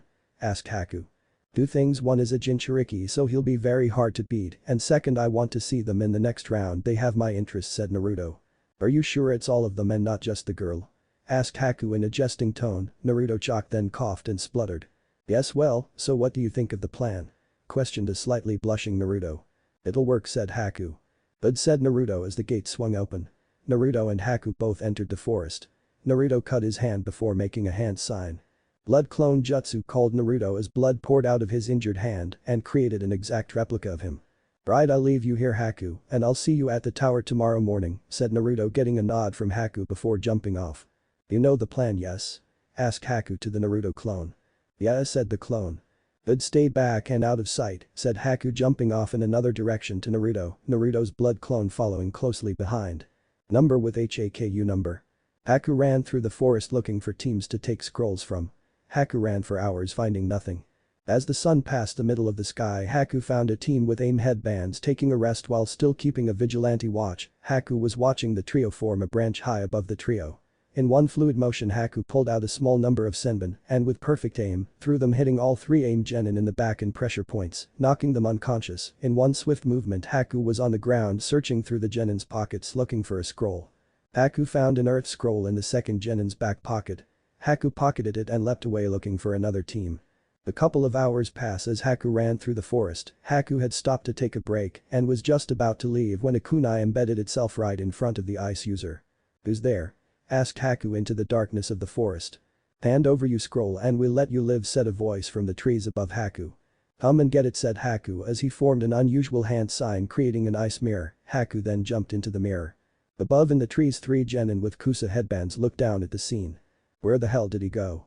asked one. "Don't know, come on, that thing is still there, let's go and follow him," said one of the 3, jumping down from his perch on the tree. The 3 landed down in the clearing in front of Haku's ice mirror. "What the hell is it?" asked one of the genin. "It's a mirror of ice," said Haku. "Where the hell are you? Show yourself," ordered the leader of the 3 genin. "Oh come on, you saw me jump into the ice mirror, work it out dumbuses," said Haku the 3 genin, then looked at the mirror and saw Haku there. "Come on, give us your scroll," said the leader. "Nah, I'm good." In fact, said Haku, trailing off as another 20 ice mirrors formed around the 3 genin, forming a dome. 12 mirrors in a bottom row, 8 in the next row up, and finally 1 on top. "You should give me your scroll, only one person has ever made it out of this technique and I don't intend to let that reputation fall," said Haku. "Oh please," said one of the genin, running over to a gap between the mirrors. "No you don't," said Haku, jumping out of the mirror, throwing several senbon at the man, making him stumble back and fall on the ground. "I'm not going to let you out, try as much as you want," said Haku. "Fire style fireball jutsu," called the leader of the group as he breathed out a large fireball that flew at one of Haku's ice mirrors. "It's ice, let's melt it," said the leader as the fireball hit the ice and exploded. "Yeah, you see, this ice is very special, it's very hard to melt it," said Haku, jumping out of his mirrors, flinging a barrage of senbon at the 3 genin, hitting their arms, legs and necks. "You have no hope, give up now and you may survive, keep going on this meaningless endeavor, and I can't guarantee you will make it out of this forest alive," said Haku. "Don't listen to him, there's only one of him and 3 of us get him," yelled the leader of the group as the 3 of them pulled out a kunai each and ran towards the mirrors. "Pity," said Haku, jumping backwards out of his mirrors, doing hand signs. "Ice style ice dragon jutsu," called Haku as the ice mirrors melted and turned into a large serpentine dragon that coiled itself around the 3 people. "Ice style frost breath," said Haku, breathing out a cloud of sparkling freezing air that flew towards the still exposed heads of the 3 genin, and in the blink of an eye they were frozen solid. Haku's dragon dissipated and the genin fell to the ground, and as they did, their frozen heads smashed on the ground. Haku searched the pockets of the now dead genin and found a heaven scroll. "Well, that makes a pair by myself, I wonder what kind of luck Naruto's having," thought Haku aloud before jumping off. There was still time in the day, he was going go till it got dark, then sleep for the night, then go to the tower early in the morning. Haku walked around the forest a bit more. He was kinda hoping to run into Team 7 of Konoha so he could kick their asses. Haku smelled smoke and saw a faint glow off in the distance, so acting as quickly and quietly as possible leapt into the trees and jumped over to above where the glow was and found 3 genin around a fire. "Hiding in the mist jutsu," called Haku as a deep mist rolled in. "What the hell is going on?" asked one of the genin shortly before being silenced as Haku pegged several senbon at the genin, hitting him in several nerve points, causing a temporary paralysis. In a matter of seconds the second genin went down with 2 senbon in each limb. "Who's there, show your," said the last genin before he was hit with a barrage of senbon and fell to the ground. The mist then dissipated to reveal Haku, who quickly searched the pockets of the genin and took the earth scroll the first one had before jumping off towards the tower. "It's getting late, I either need to get to the tower or find someplace to call home for the night," muttered Haku, looking out for anything to use for shelter. After about 10 minutes of jumping from branch to branch, Haku spotted a cave. Haku jumped down into the cave to find it empty. "Okay, tonight I sleep here, tomorrow to the tower," said Haku, lying down. "Number with Naruto number." "Naruto, are you sure that was the best idea, sending him off on his own with only a blood clone as backup?" asked Kushina from inside Naruto's mind. "I have faith in Haku, he's strong," replied Naruto mentally before he jumped away looking for teams. Naruto was running through the forest, jumping from tree branch to tree branch, clambering up the trunk of trees to get a better view of the forest floor. Naruto ran further along before quite quickly finding an aim team on the forest floor. Naruto's eyes flashed golden with a 4-pointed pupil as he drew lilac fire and dropped from the tree, dropping right on top of one of the unsuspecting genin, impaling one in the back of the neck, surprising the other 2 genin, who as soon as they saw Naruto pulled out a kunai each ready to defend themselves. "Ha being it on little flies," cackled Naruto as sand exploded out his gourd.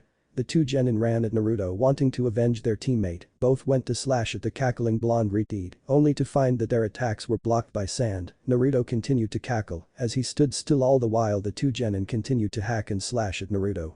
"Hey, you 2 are boring," said Naruto as glowing chains shot out of his back and into the ground. "What the hell?"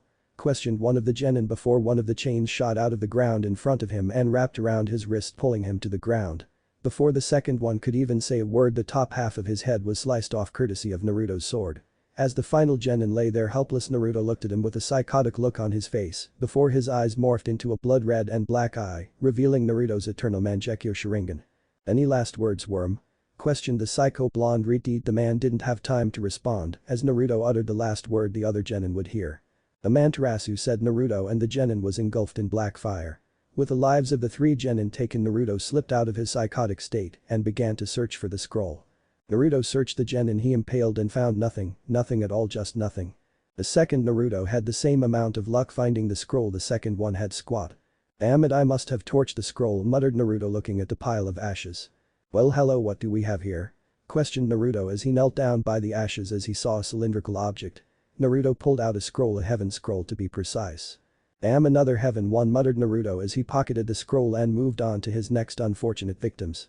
Naruto had been running for about an hour and decided to have a break, so he dropped from his perch on a tree branch and landed on the ground in a crouched position. Naruto sat down with his back to a tree and closed his eyes, quickly falling asleep. Naruto awoke hearing a scream. Naruto leapt to his feet and ran in the direction of the scream.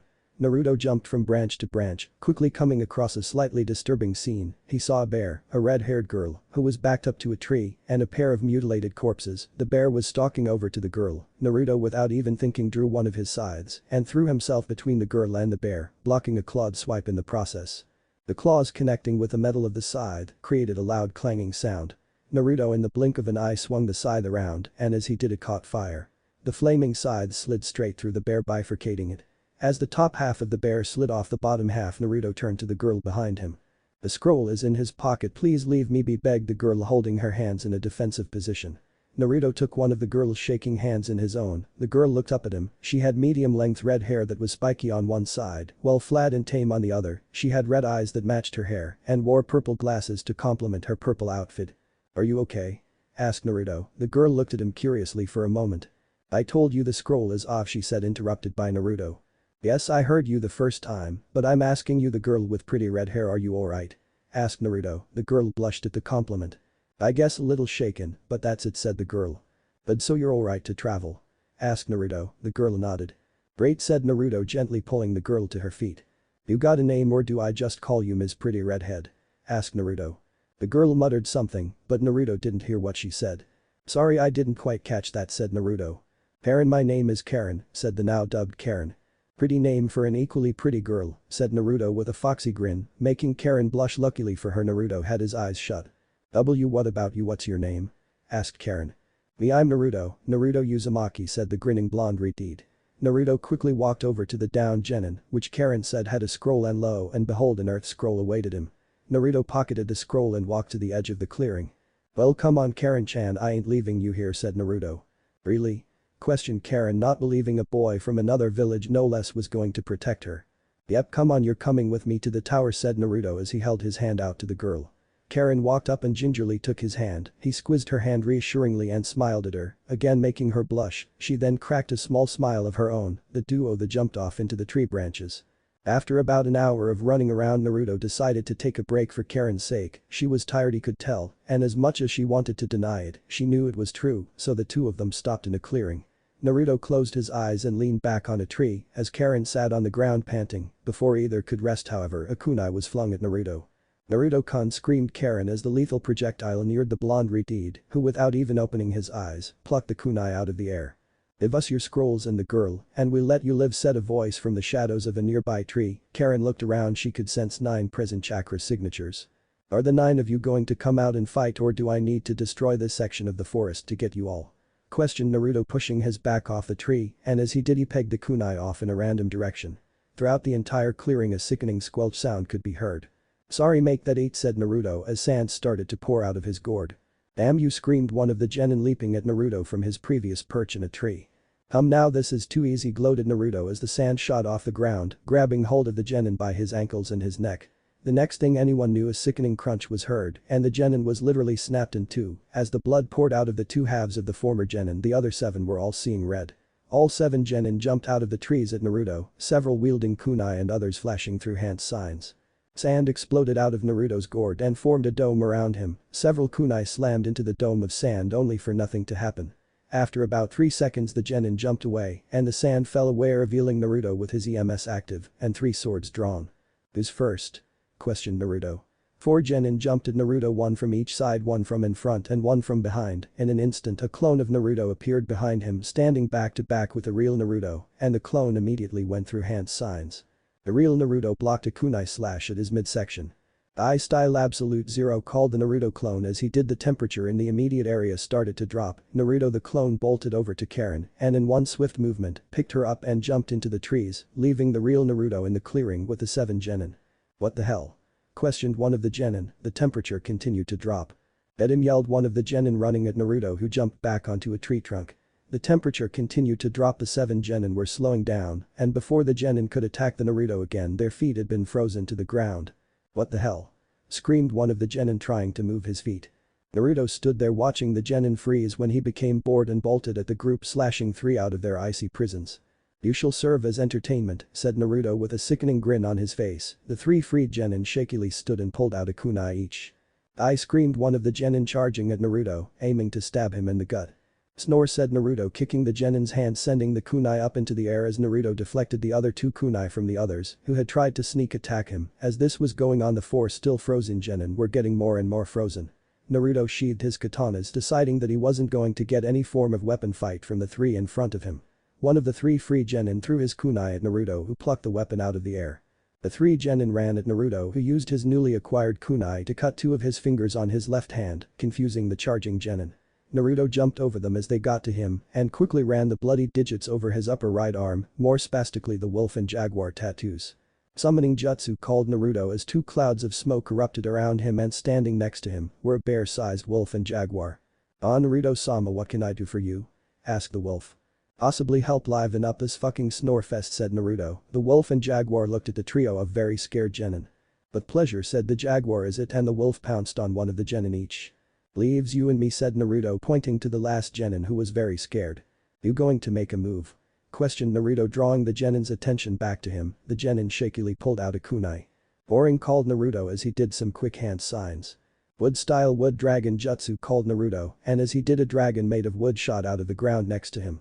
Number, meanwhile, with Naruto clone and Karin number. "What was that, Naruto-kun?" questioned Karen. "Nothing, don't worry your pretty little head over it, Karen-chan," said Naruto, looking down at the redeed in his arms. Naruto continued to jump away. The 2 then heard screams. "Alright Karen-chan, wait here, boss'll be here in a minute," said the Naruto clone as he put Karen down before disappearing in a cloud of smoke.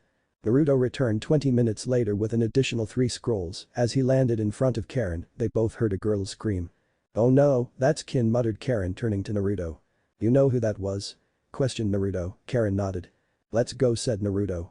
It was the morning of the 2nd day of the Chunin exams, and Haku was waiting outside the tower for Naruto. He'd only been there for 5 minutes, so he waited calmly for his mostly blonde teammate. Haku jumped slightly and pulled out a pair of senbon when he heard noises. "Haku, into the tower now, I'll explain in a moment," said Naruto, appearing next to Haku. Naruto was joined by 2 girls. One had medium-length red hair that was spiky on one side while flat and tame on the other. She had red eyes that matched her hair and wore purple glasses to complement her purple outfit, while the other had very long black hair, almost reaching down to the ground, tied by a violet ribbon right near the end, and black eyes. She wore a forehead protector with a musical note tied around her forehead, a pale green vest somewhat similar to a flak jacket, and snake-patterned pants and scarf. Noir tried to question Haku but was interrupted by Naruto, who pushed Haku and the 2 girls into the tower. "Uzumaki," came a loud shout from the forest. Naruto quickly bit his thumb before doing a hand sign. "Blood clone jutsu," whispered Naruto as blood poured from his wounded thumb, pouring onto the ground, forming a second Naruto. The Narutos nodded to each other and the blood clone bolted away from the tower. "Over this was you, Pedo Snake," yelled the Naruto clone. "I'll get you yet, little shit," roared Pedo Snake. "What the," said Haku, only to be stopped when Naruto held his hand over the boy's mouth. After about 30 seconds, Naruto let go of Haku, who quickly jumped up. "Alright Naruto, just what the hell is going on?" asked Haku. "As much as I would like to tell you, Haku, I'm not entirely sure," said Naruto before turning back to the 2 girls behind him. Both were fidgeting nervously. "Sai, let me handle this, Haku," said Naruto before he pulled out a pair of scrolls. "Open them so they know we've finished," said Naruto, tossing Haku the scrolls. Haku nodded and opened the scrolls. Once he did, smoke started to pour out of them. Haku tossed them on the ground. They landed on the ground surprisingly in a perfect cross, and in an instant a poof signified that whatever was happening happened. "Congrats boys, you both passed the 2nd test," said Yugao, who had appeared there standing over both scrolls. "Thanks Yugao-sensei," said Haku, smiling. "Yeah, thanks Yugao-sensei, but is there somewhere in this tower I can speak with these 2 in private?" asked Naruto, motioning to the 2 terrified girls behind him. "Naruto," said Yugao, interrupted when Naruto raised his hand.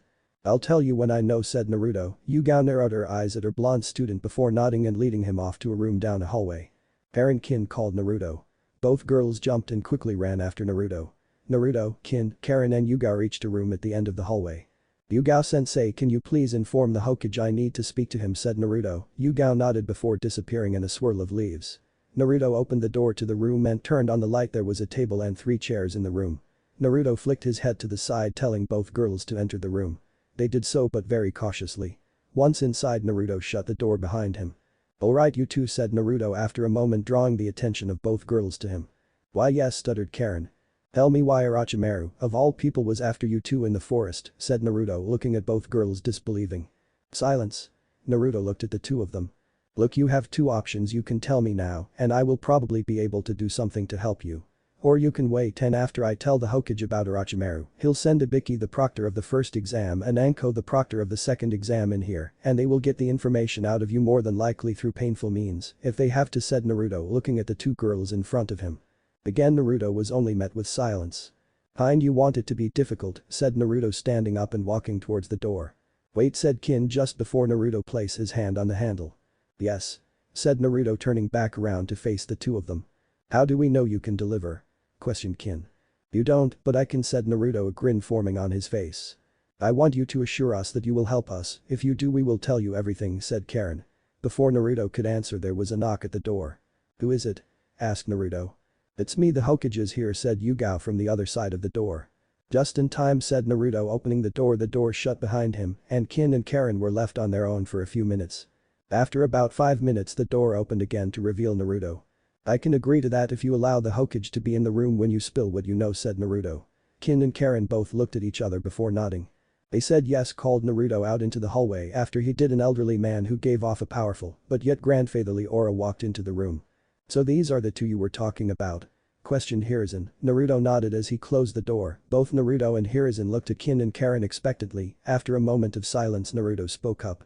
"Tell us about Orochimaru and I promise you I will do everything in my power to protect you from him," said Naruto, making both girls blush slightly. Kin spoke first. "Orochimaru is the leader of my village, if you could even call it that," said Kin. "What do you mean?" asked Hiruzen. "She means that there are ninja there, but it's more of a huge laboratory than that of a ninja village. Orochimaru finds people abandoned or alone, with the promise of a place to belong and a place to call home, before turning any he fancies into test subjects and the rest into tools," said Karen. "He offers power in exchange for loyalty. Everyone in Odo is trained in at least 2 of the ninja arts. Those who are useful to Orochimaru are given cures marks which slowly twist and warp their minds until all that remains is a lust for power and the rest are used for Orochimaru's horrible experiments," said Kin. "And Orochimaru will do whatever he has to so he can learn every jutsu in existence, which is why he's here," said Karen. "The Uchiha," muttered Naruto. "Yes, Orochimaru plans to place a curse mark on him and after that Orochimaru plans to burn Konoha to the ground," said Kin. "What do you mean?" asked Naruto. "I'm sorry, that's all he told me. Me and my team were supposed to find the Uchiha after Orochimaru applied the mark, then fight him before making our way here. If we made it to the 3rd round he would tell us more," said Kin. "I was told slightly more," said Karen, drawing everyone's attention to her. "Orochimaru told me that he didn't expect Kin's team to get to the 3rd round and during the finals, he plans to invade with his own forces and the forces of an ally, which was going to be Suna, but they declined and Orochimaru could do nothing to change their minds, not wanting to draw attention to himself he gave up. But the plan now was some section of the Konoha Anbu route or something like that would assist and Orochimaru was planning to get Kumo to lend them one of the 2 jinchuuriki to help in the invasion," said Karen. "Route Anbu you say?" questioned Hiruzen. Karen nodded. "Please tell me you have something to prove that," almost begged Hiruzen. Kin and Karen looked at the Hokage in a small amount of shock. "The leader of Root is very careful. Hokage-sama has been trying for years to find something, anything to arrest him for," said Naruto. "Sorry, no I don't. I was there when Orochimaru got the reply by letter, but that's all," said Karen. "That's okay. Is that all you know about the invasion?" asked Hiruzen. Karen nodded. "Sorry, we can't tell you more," said Kin, looking down. "Don't be, you may have just saved hundreds of lives, you too," said Naruto. Kin turned to Naruto, only to see him smiling gently at her. "Naruto is right, you two have quite possibly saved hundreds of lives today," said Hiruzen, smiling a grandfatherly smile at the 2. "You two will now be placed under the protection of the Uzumaki clan and that means you'll be staying in my clan's compound and don't worry, Orochimaru will not be able to touch you once inside," said Naruto with a smile. "Really?" questioned Kin. "On my word as the heir to the Uzumaki clan, I swear I will not let Orochimaru land a finger on either of you two from now on," said Naruto with a smile, and before he knew what was going on he was knocked onto the ground and he had 2 girls on his chest, sobbing and continuously saying thank you. Naruto simply rubbed their backs in a comforting manner. "Wait, what about if my team makes it through this round?" asked Kin. "Well, that will be up to you whether you wish to continue or not," said Hiruzen. Kin nodded. Not that I mind have two beautiful women on my chest, but could you two get up? Asked Naruto. Both Kin and Karen jumped to their feet, their faces rivaling the color of a tomato. Naruto chuckled and got up. Well, before much else I need to show you where you're staying from now on, said Naruto, before looking to Hiruzen, who simply nodded. Naruto then grabbed Kin and Karen by the shoulders, and in a swirl of sand the three were gone. The three ninja appeared just outside the Uzumaki compound, and for a moment both Kin and Karen were disorientated. Where are we, Naruto-kun? Asked Kin once she could see straight again.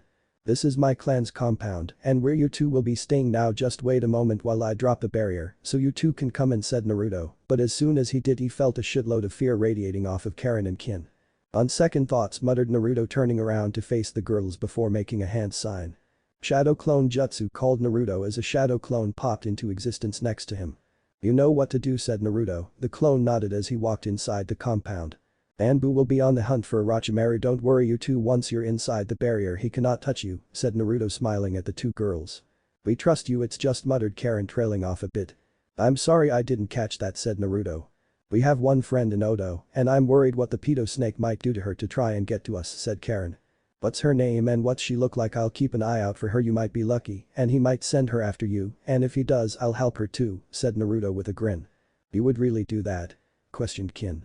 Yep, any friend of yours is a friend of mine, said Naruto, grinning a huge grin. At that moment the barrier dissolved and Naruto ushered the two girls inside the barrier. Her name is Taiya. What if Naruto gathers the Jinchuuriki? Sasuke bashing end here, and thanks for watching my video till the end.